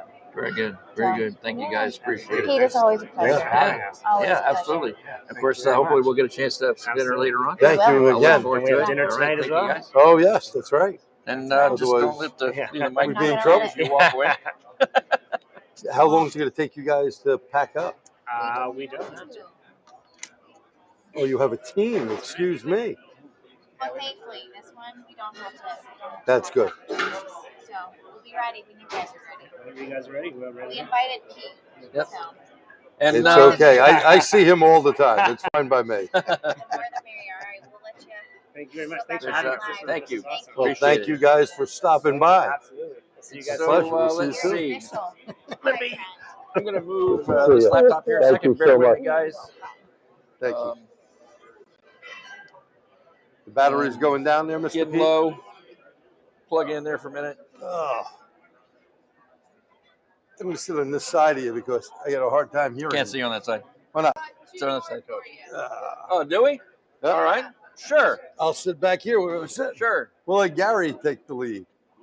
Yeah, I don't don't spill know. stuff in my electronics. I'll be pissed. You won't do it on purpose. Don't do it at all. Don't do it at all. Yeah, never mind on there. All right. Have a seat, guys. You know, I did that to my own computer. Sunken and spilled. A whole freaking bottle of water. I think we're just about wrapping up, I think. One more person will be Mark Simons, our chairman of the board. He's coming That down would be in a minute. a great way to end it up. Okay. All right? Great way to end it up. So we'll get you guys mic'd up. Just grab one and clip it to your lapel. You know how to do that stuff. Yeah, we've been on it. So you all done with classes? I'm done, man. I did my 3, you know. Yeah. We got one more tomorrow morning. Oh, you got one more? Yeah. That worked for I you? saw the deposits class Did you? tomorrow. Yeah, I popped in and got to see you for a little bit I thought anyway. I did see it The pop good, in for the a good bit. thing is, That's it. That's on the popper. you don't even have to. Did a good job today. Thank you, sir. Really. Yeah. Good. Appreciate Yeah. that. It So- was Enjoyable. It was a good energy speech. I was glad that it went off pretty well. Yeah. So, Except okay, my so you voice guys are wasn't watching working. may or may not have met this gentleman already, Gary Smith, the keynote speaker from this afternoon that we streamed live earlier today. This gentleman, introduce yourself, who you're with. Adam Robertson. I'm with CTI and Diagnation with Gary. Oh, both sides. Both sides. I play both sides. It's perfect, man. No, we have a great time doing this, man. It's awesome. Yeah, so I'm really glad that you guys came out, go through being involved in the training side. Of course, we've had to talk to G a little bit about that side. These are just some of the trainers that are out here that if you didn't make it, Yeah, you missed out on you good missed stuff. out. I mean, there were some really great classes going on here. But, and Ben would stress this, you still have other opportunities. And I hope that by watching this stream tonight, you're going to take that to heart and say, you know what? I've been to the online stuff that G and Pete have been doing, and I like that. And I watched the videos on the Motor Age YouTube channel. I like that. If you haven't checked out CTI's website or the Carquest Technical Institute or the World Pack Training Institute, check those guys out. You can get your feet in the water in these online and virtual offerings. Absolutely you can, right? yeah. And affordable, because one of the things we know is a challenge for a lot of technicians in our business. But when you see that and you've gotten a taste for that and you see how that helps you improve, and all of these guys, Gary said it perfectly at his keynote speech. All of us sitting here, we could be doing other things, probably make more money doing it, But we all had good careers in this industry, and for all of us, I think we speak for all of us. We're all here to help. Even when COVID hit, us at CTI and World Pack, we were forced to go virtual. You know that. And I personally was doing virtual classes every Tuesday and Wednesday night, every week for these 2 years from 7 to 9 p.m. on the West Coast. And the following was fantastic because it's the one thing I had to choose from. Right. But I got to tell you, it's great to be back in front of all these people. Isn't it? It's freaking awesome. It sure is. When you've been doing this for the decades that, G, you have, and obviously, Gary, you have. It is phenomenal to get back in front of these people Oh, yeah. There's and nothing see the like faces. feely touching, see them. Isn't it just awesome? See their eyes rather than looking at that stupid camera. Oh, God. Nothing against you guys, but and see the physical reaction. Because yes. we can't see the other side. Yes. And that's all. Again, that's one of the aspects of live training is being able to get interaction with the people in your audience and with one another. Exactly. That's a learn biggie. from each other. I always say, Fellowship's a big part of it. you don't always learn just off the instructor. It's everyone else in the class. That's right. Everyone knows something you don't know. Yeah. And that's how you get better. Yeah, but even an instructor, this. I was in class today. One of the guys came up with a concept for programming a Class 2 network. He goes, Adam, I actually slow the computer down to take care of that problem. I'm like, that's a good idea. And I told the guys in class, I said, you know what? This is why I love to do this. I love to do it because I pick up from all you too. You think you may come to my classes, me as an instructor, but when I pick up stuff from you, this is what it's about. So we all learn together. Yeah. Oh, it's fantastic. And then you've given that gem of an idea to someone who has the capability to take it to the others, and that little. I mean, let's talk like this. Let's like some of the old stuff when we first started playing around with scopes. And what was the first thing we did with the fuel pump, right? Get a current ramp on a fuel pump. One of the very first things we ever did years ago, right? But it was one guy that said, I wonder what would happen if. And now that's like essential basic, one of the first things you learn. Right. Wasn't it an eye-opener? It was a huge eye-opener. We'd never seen anything like that. Absolutely. We were teaching that a couple decades ago. Yeah. It's great. And then to put it now, the one that I preach a lot to the people who are watching us is the in-cylinder pressure test with this go. Yes. Probably one of the biggest developments in diagnostics that I've seen in my career. Yeah, and a big thanks to Bernie Thompson on that. Yeah. Because Bernie thinks out of the box and did one hell of a job. Yeah, Yes, shame he that did. Bernie isn't here, but it was a you guys will literal get game. chance to see it for sure. Yeah, it was a literal game. The pressure transducers, I believe, were a literal game changer in this industry. Big They time. truly were. Oh yeah. You know, I still remember when Bernie gave that first presentation. It had been about 2004, and he stood in front of all us CTI instructors back in North Carolina. He go, "We're going to introduce you to Bernie Thompson. I have never met him before." And they're like, "Oh, hold on to your hats. Here comes Bernie." And then he gets up there, he starts talking about this in-cylinder pressure transducer thing. And we're all looking. I'm looking at all the other instructors. You got to understand this. Almost 2 decades ago. I'm like, I don't get it. No, I got it. And then by the end, we're like, oh man, Crazy what a stuff, game man. changer! And then boom, we ran with it, and it has been once again like all the concepts along the way. You brought up fuel pumps, all of these different things. They've been game changers, and once we get the students to really get a feel and learn to use this and understand the reasons that's what makes our job so rewarding. You know what I mean? It's just freaking awesome. You look at even scopes. I mean, Scott Brown, that's not here, years back on CompuServe for techs only.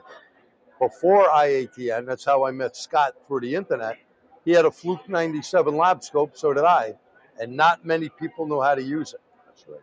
And that's how you started learning. And I still have the original DOS disc. DOS. Wow. And I'm not lying. C:\\\. That's it. From AES Wave, the Wave file program. Wow. We were writing for Import Service years back, and I said to the editor, I'm like, who's this Menchu guy? Jorge. He likes to be called George. So, all right, whatever his name is, how do I get in touch with him? Yeah. And he sent me out the DOS disc. I was like, wow. I'm wearing a George Menchu hat right now. I picked up in Orlando. He goes, Adam, here's a hat from my class. Oh, yeah. They were game changers. Really yeah, absolutely. Definitely. In the scope of the industry, I think it's really neat. Get over here, brother. How we're. Get over here on the couch. I'll tidy up. Yeah, no problem. I find it's really super neat how all of us, we speak of the old days of George Menchu. I can remember when Jim Zaleski first brought Vetronics out to the aftermarket, right? I mean, we all go back that far in the industry. Sure. And it's so neat that everybody's still around here, here in 2022. Yeah. And how far advanced things have come since then. Well, I'm going to have to step back a little bit here because I'm going to be really honest with you guys and everybody else who's watching you. And I've never made any bones about this. I can always consider myself a decent mechanic. Decent. I'm not, some of these guys here, I wasn't one of the top guys. You know what I mean? I mean, I could get the car fixed. It might take me a few days, but I'd get it done. Sure. Right? Good counts. What I consider myself now, I don't, these guys, they're in another league. And that's fine because now I get to have the pleasure of meeting these guys and bringing them to you guys and gals so that you can benefit from all they have to offer. That's what we're here to do. The things that I get to do with G and that we've been doing for over a decade with our webinars. Over a decade now. Many times I've sat there and just mouth, and you can watch the video, mouth dropped open in awe as I listen to this man teach. His style of teaching, I'd love to listen to him. You heard how dynamic that Gary was, and then Adam, he's another very dynamic presenter. So that just makes the experience all more, I want to say entertaining, but all the more impactful. But you know what? Have somebody who doesn't sit there just drone at you in a monotone. I think we all have our style and maybe different, but there are only so many dynamic instructors out there. If you look at it, for sure. Last week at WorldPack, there's a lot of people, and I'd say most of them are decent players in the field, but there's only so many that stick out. And Mark Warren made me aware of this years ago. He said, there's not all these people that you think of out there. There's very little of them, and people that are still out there sharing their experiences, really good. Mac Vanderbrink, may he rest in peace, the father of the Allen Smart Stove. Yeah. Mac was out there teaching till he's probably about 80. The guy kicked ass. Yep. And, you know, even Jim Lender. Yes. Jim Lender was a big promoter of training. Maybe not the greatest instructor, as he used to say. He'd steal everyone's stuff. But you know what? Why reinvent the wheel? You don't have to know. You don't have to be technically astute at everything. Sure. My mentor, Armin Hines, may rest in peace. This guy could teach anything. Forklift, first aid, crane operation, car stuff. He said, you learn from everyone, and it's how you present it. You got to make it almost a show. You know what you're saying here that makes a lot of sense to me. I think that what makes some of the instructors stick out is the absolute amount of passion that some of us have for the industry. You mean like Bernie? Yeah. I like Bernie. You know, but you know, of all the years, You're Papa Vane. Exactly. All the years that we've been training, and one of the things keeps coming back, you know, guys will come up and say, you know what, I love your passion. I love your passion. And, you know, as an instructor, maybe I don't realize it, you know, because I'm just doing what I truly love, you know. And so it's so nice to get up in front of them and, you know, be able to present that. You know what I'm saying? Yeah. And the instructors that make it will always have that same pizzazz, the passion, whatever it is, and it means a lot. And for most of us, you know, you're not going to become rich doing this. It's not about the money, but when you get up in front of those guys and you know you're talking to them and you see those lights come on, G, you know, Gary, you know, don't you just sit there and go, I couldn't eat or Ugh. drink last night at the bar. I went in there by myself, tried to hide in the corner. The next thing you know, this guy from somewhere watching the other guy's like, I couldn't get out of there. And it makes you feel great. By the way, we love that. It does, and it's what gets us out of bed. You bet. What gives us the passion to study and put these classes together and go out on the circuit. Because I think G and Adam and Pete, you can agree. When you look at this month, okay, since the middle of February, all of us have been on the road running back and forth.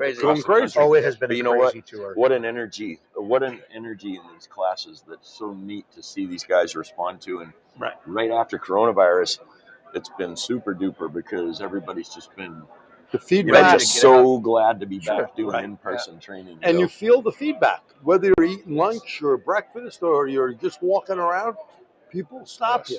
Well, and think about what you just said. We've done this for a month. We did Vision. We did STX in Orlando. We're here at AT. We've done this in a month. And there is no way, if we didn't have the true passion of teaching, if we didn't have the true passion, the energy would still be here. And to watch, you know what I'm saying here? It's been fantastic. Yeah, because I'm sure we all know G's got successful businesses outside of his training business. He doesn't need to do this. Right. I'm sure that you've got successful businesses other than your trading. Yeah, we've got Diagnation going, our remote I don't support. know what other things you're doing. Well, I'm running Diagnation here with Gary. I mean, look, just yesterday morning, I'm up at 5 o'clock here in our time to help a shop that's 3 hours difference before I get up on stage. I'm working in their shop because it's all about the passion. It's all about the help. Right. You know, and that's what makes us who we are. Don't you guys agree? Yes. I agree 100%. Yes. Now, here's a big question. We've all been around a while. I mean, I've been lucky enough to be on this side of the industry for, like I said, over 10 years now. And I've been able to travel around the country, a variety of training events, big and small, see a lot of great instructors. We all know the names, right? There's the you guys, there's Bernie, there's John Thornton, and we all know these names. A lot of these guys watching, they don't know who these guys are. We saw that on Mechanica. They had no clue how some of these guys were.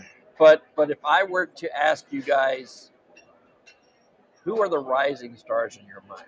That if somebody's watching, sees that name come up on a program or doing a training class somewhere, and he sees that name, who are the ones you guys think of that, yes, you need to go see that guy? Who are the rising stars? I would say Brandon Steckler right off the bat.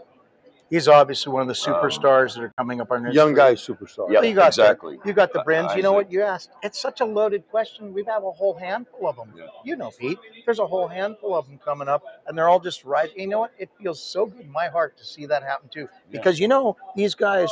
You know the Brins, the Brandons, and the rest of them are are following in our footsteps. Isn't that kind of cool? It's neat. Yeah, To it's know that it's happening? it's nice to know that there's this young group coming up behind you.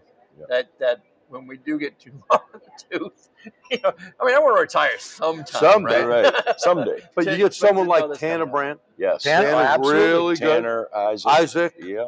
Good. Matt Fanslow. Yeah. We've got a huge pool of instructors there's not that many. are taking it out. Count them on your fingers. But I'm proud of those guys because, I've watched, for example, Tanner and Isaac come up in the business.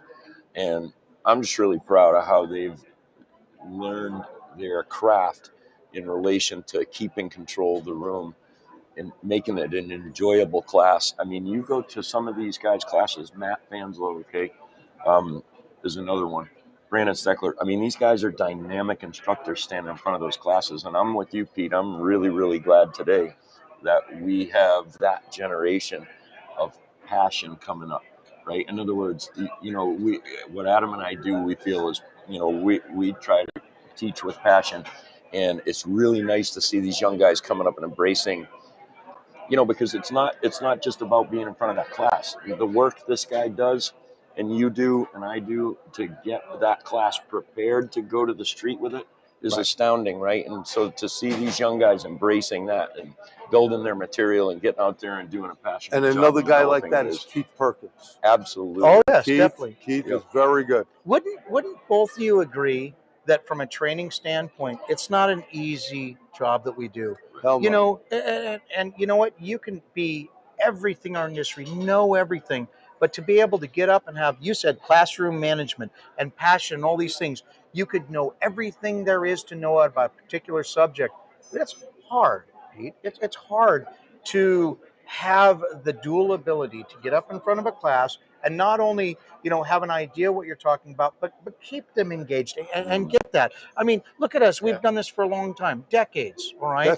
And that is something that you can't teach someone. So when we look at this new pool, the Brins, the Tanners, the Brandons, and the Isaacs, and all these names that just keep flowing to my mind right here, that's a special person that can actually do that.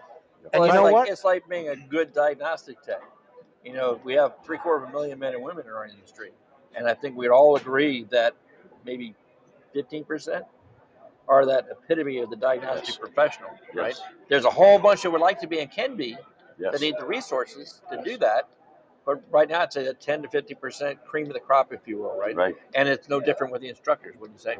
There's a lot of guys who might be doing it, but then there's that cream at the top that are like you guys, have that passion to do for their students. And we lost a female that you just interviewed, Carolyn, one of my students, Carolyn Choquette.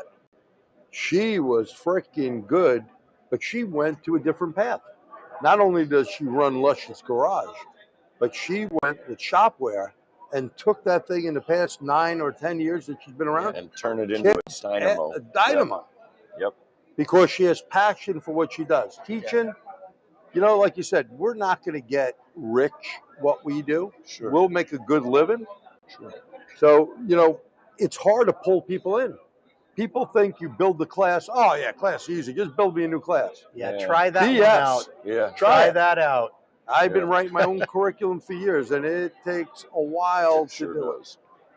You got to know what sells, how to present it, how to jerk with it, and not only that, but building process. Right, you have to be technically correct, and that.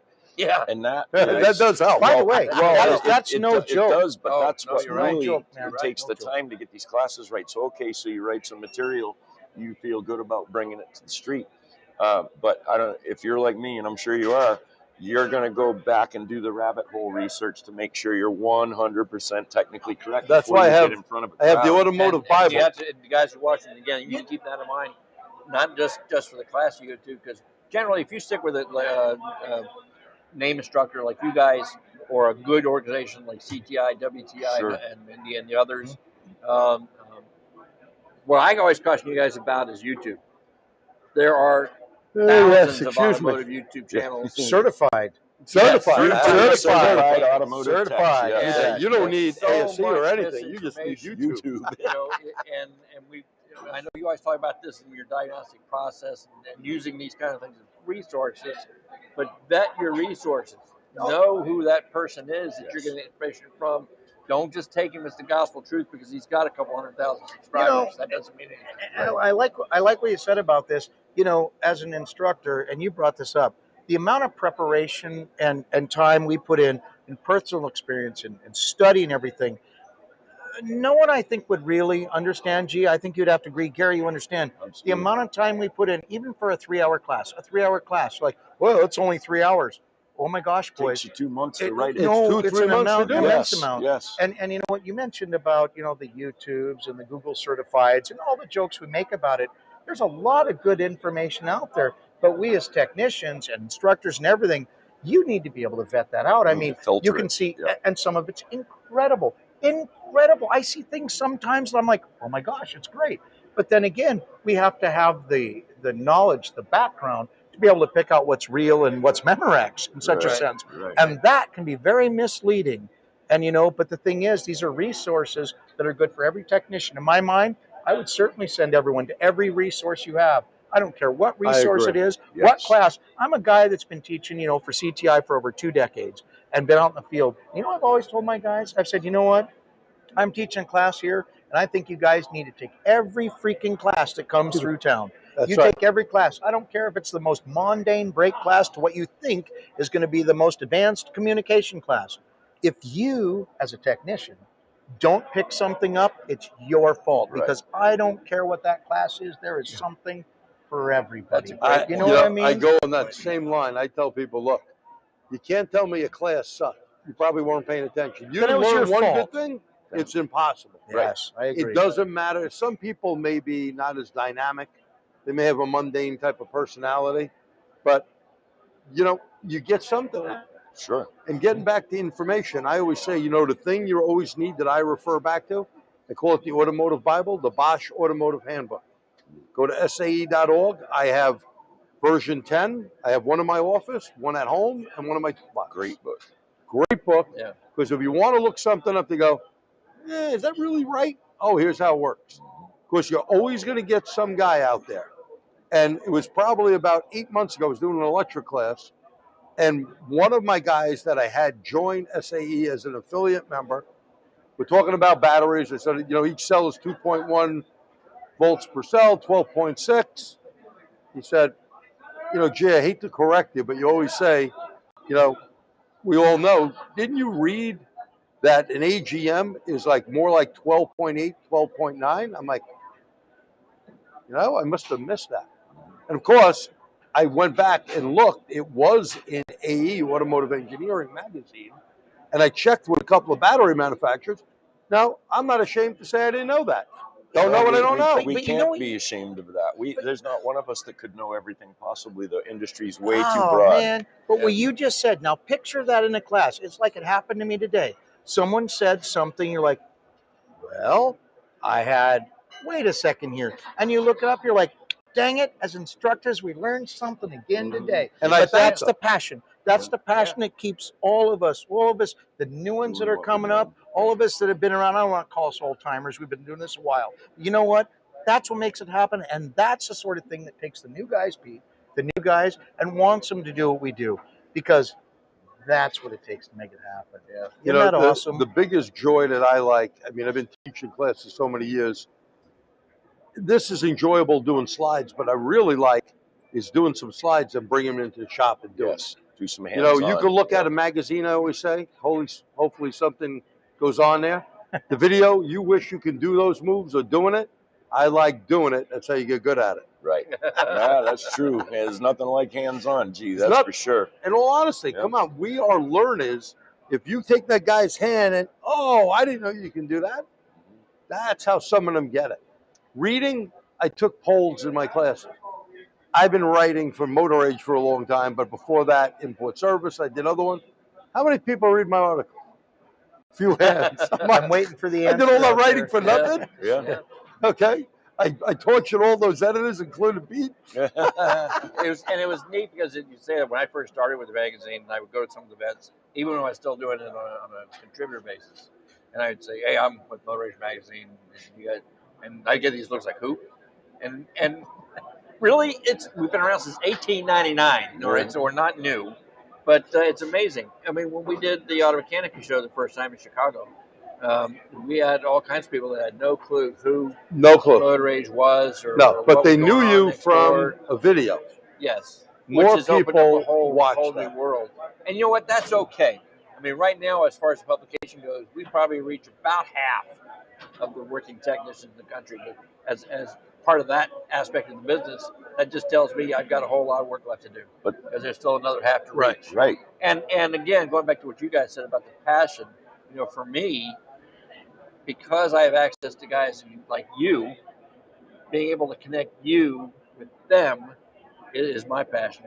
If I can get up in the morning and say, what can I do today that's going to help the readers of our magazine, the viewers of our videos, take better care of their family? Like you said in your speech, that really hit home with me. Because it's like, that's it. What can we do that's going to help that person, more efficient, more productive? We talk all that, makes your shop owner very happy. But the bottom line is if you can do that, you can make a better paycheck. And that means you can take better care of your family, have the nicer things in life. And you can do the things you want to do by your family. And I said this again earlier, I'm going to say it again.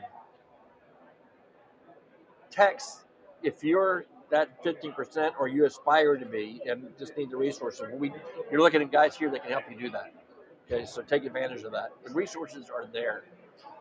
We need guys that'll shadow us. Yes. Right. If that's where you're at, that's where you're wanting to be. You have that passion for training. You want to get your professional skills better, and you find yourself in a shop that won't support you. F them. There are shops out there that will. Go to them.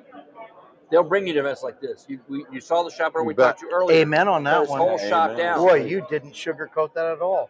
That was freaking awesome. Right? Yeah, Thanks, thank you. buddy. Yeah, but I mean, that's the reality. You're so right. That's It is the reality. reality. You know, Absolutely. If you're in that league, I mean, aspire to be, then this industry can make you a nice living and take good care of you. And there's no sense for you to settle for second best, whether it's with your employer. There are shops out there, especially now with the need That'll pay. that they That's will. right. They want you. Where you're going to find them? You get events like this, and you meet the shop owners here. You network with other techs. I'm looking for people. And if you settle for second best, you will be second best. Yeah. And who honestly wants to be second And best? nobody does. You We know, that's don't one of the want to lessons be. that we learned. The very first Auto Mechanica that we did, they allowed me to put together the training portion. He was a big help making that happen. We had 100 instructors, huge curriculum offerings, and the beauty part was we were able to do something that never been done in the industry before. We made it available to our attendees at no cost. We had the sponsors foot the bill, right? Concept that got me into a lot of trouble with some people. That was okay, because what happened that first event, 2,000 odd people showed up, and they were all new faces that instructors I never heard so many instructors who would come back and tell me that these guys didn't want to leave class, they were involved, they were engaged, they're asking questions, and then you see it at break time in between sessions, and the halls were filled with excited minds. Yeah. Doesn't that just make you smile? It does. I mean, seriously, boys, doesn't that make you smile to hear things like I that? tell people, more than the money, when someone comes up to me and says, your class helped me, that to me is worth more than the money. Money I need to pay bills with. Right. But the accolades that you get for people, I appreciate all the comments. I really When someone do. comes up to you, and I know that it happens to me, when they come up to me and say, "Hey, Pete, I saw that video, I saw that webcast you did, and it really helped me handle that problem," or really appreciate Look, that. I did a bunch of selfies here. A couple of guys did little videos because they watch. I'd never met them before in my life. Yeah. Okay. They follow you. That's great. To me, that means a lot. I say to them, thanks for putting up with me. A couple of people were in my morning class today, and they were going to a different class. They said, no, we're going to your class. I go, I got nothing to do with that. There was no one at the door so you can come in. You know what's so cool about this? I was talking to Scott Schotten, all right? And Scott, another great instructor on our team, actually. And so we were talking after one of the classes. He says, you know what, Adam? He goes, I'm walking down the hall after my class. He just did a transmission class for drivability guys. He goes, Adam, I'm walking down the hall, and there's a couple guys behind me, and they're going, man, I wish I could be as smart as him. He goes, Adam, it just made me feel good. And it wasn't the smart ass. It was, he goes, you know what? It pick something up. And doesn't that just feel good sometimes, great. boys? It does. It really does. That does for me is every time I hear somebody in the hallway saying something like that, I say, now that's the guy that's going to lead himself into being the most dynamic tech on his team, right? That was what we saw at Auto Mechanica. These people who left that event, they had a taste. They were excited. They found that resources they'd been searching for, and it was made available to them, and now they know where they can go and find more. And then you saw, I mean, the pandemic just put that into overdrive. It sure did. I got to give kudos to CTI and WTI for the series of 3 offerings that they made available. I was just going to say. Same thing. Here's your opportunity.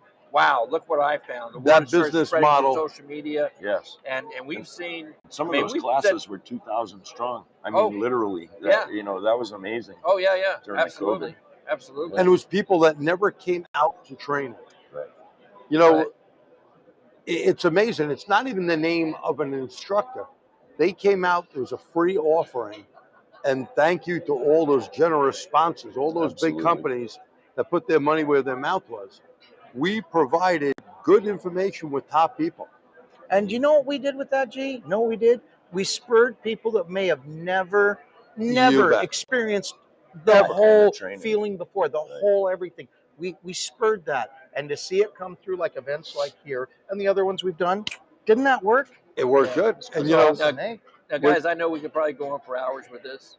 But we want to kind of wind things down. Absolutely. I want to appreciate your time and your enthusiasm. I know G for sure would keep you going if I let him. That's an instructor thing, Pete. Yes, I know it is. I know it is. You're saying I yak a little bit too much. Not at all. Not at all. I always enjoy the time that we spend together and working on the webcast that we've been doing. But thank you all. Well, thanks for having us. Thanks, Pete. That was awesome. Thank you very much. And I think I see Gary, my thanks again, man. Good to see you. I thought I saw my NWACA board guy. Yes, he's right there. Yeah, if you Mark, if you see Mark out there, you tell him we'll come on in. He's right over there. Get him right there. Thank you, guys. Thanks again, buddy. I appreciate it. My pleasure. Thanks, Adam. Thank you, guys. Adam, pleasure, man. Oh, you too, man. Thanks. Oh, my pleasure. My pleasure, Gary. Absolutely. You know what was a funny thing? It does. If you love what you do, it's not work. I love it. I could go get up there and just keep yakking and yakking. Yeah. If there wasn't someone to stop me, I'd keep going. Hey, that worked. You need me here, or Up to you, buddy. If you want to split out, that's fine. And I'm gonna go ahead and finish up. I could sit here and throw a couple of words in. Yeah, I'm just gonna finish up with Mark. Come on in. Hey, we're moving the drinks away from your electronics. Thank you very much. Not a splash at all. Not one. Around all the electronics and The only thing going says, come on in. Come on in. Have a seat. Have a seat. Thanks again. Thank you. There you go. Just clip that on somewhere. Have a mic. Any mic. Have a mic. Clip it anywhere you want. Well, not anywhere you want, but somewhere where we No. We don't need to hear everything. See, I'm a lefty, and you had We gotta get the distributor's information out there and the process. There we go. You can just lay it out on the couch beside you. Be fine. All right, put it next to me on the couch like that. That works. All And right. we haven't met yet. No. Pete, Mark Simons. Mark Simon. Yeah, you're the one we couldn't get on the live stream the other day. I couldn't. Right? Yeah, Couldn't yeah. make it for the promo, right? No, I couldn't do it. I apologize for that. And Mark, you are the. I am the chairman of the board for NWACA, and I'm an auto repair shop owner. I have 2 locations in Tacoma, Rolf's Import Auto Service. Awesome. Yeah. Well, I got to congratulate you on a great event. Well, I think Brenda and the team volunteers did a tremendous job. Very well organized. Some fantastic talent in terms of the presenters. Good crowd. Great trade show. We've had an opportunity. I wish we had a chance to talk to more of your exhibitors this evening, but we did get a chance to showcase many of them tonight during our live stream. Well, that's fantastic. And I appreciate the opportunity for being able to try out something new, using you guys as kind of a guinea pig for this kind of a format. I think it's kind of neat. We got the couches and the Got the chairs. couch. I was ready for It's really back good, here. right? It It sure must did. feel like one of those official late night talk shows. Yeah. We just have to have the set behind us next time, right? But we'll work on Yeah, that. right. Put the set behind there. So we kind of spoke earlier to Candy and Micah, Yes. a little bit from the board about their background, a little bit about NWACA.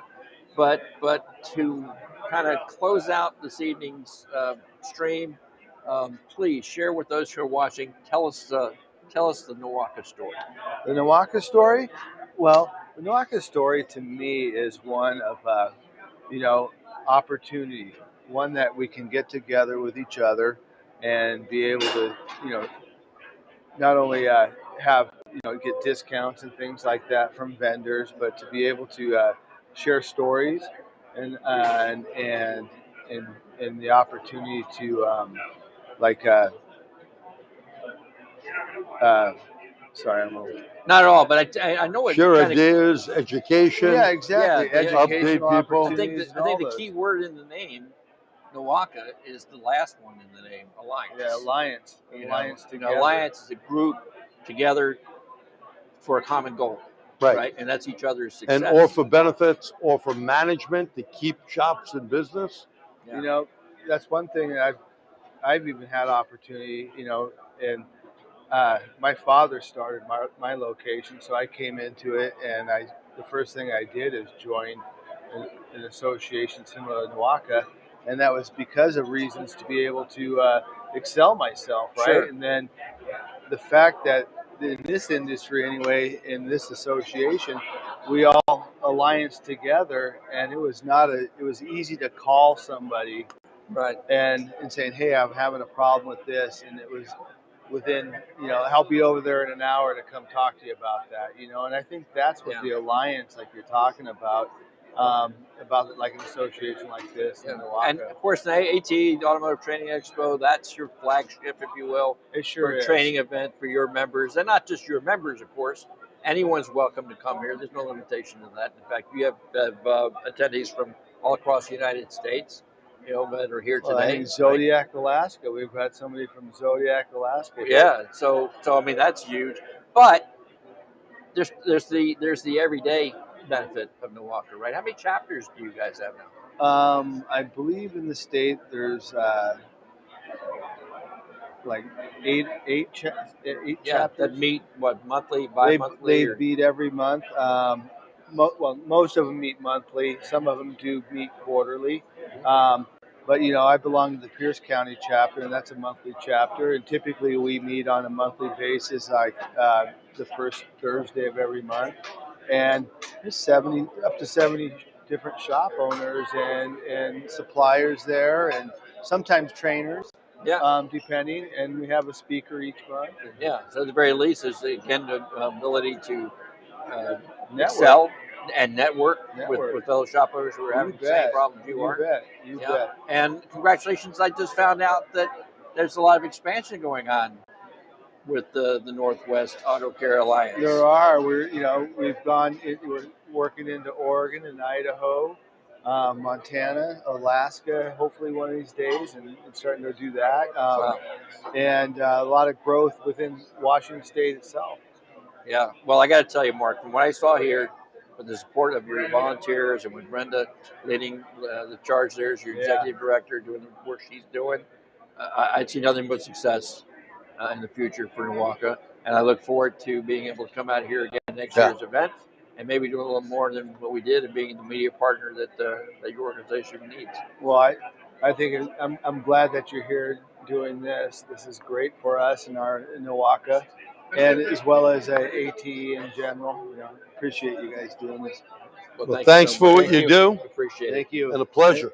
Keep the good work up. And thank you for the classes that you did today too. Thank you. Appreciate it. All right, so guys, gals, I know we're not going for like the whole. Hey, we're pretty close. About a half hour before the trade show is going to be over. But as I mentioned earlier, it's quieted down a little bit.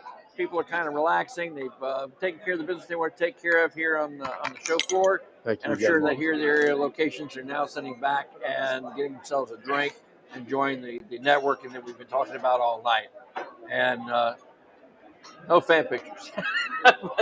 But again, thanks my buddy G for coming out, hanging out with me as we always do. Don't forget, April 23rd, 6 p.m. comes the next webinar that he and I are doing together. Keep an eye out right here on the social media channel that you're viewing this on for more information. And we will see you next time in the Funny Papers. You bet. I'll catch you. Thank you. Thanks.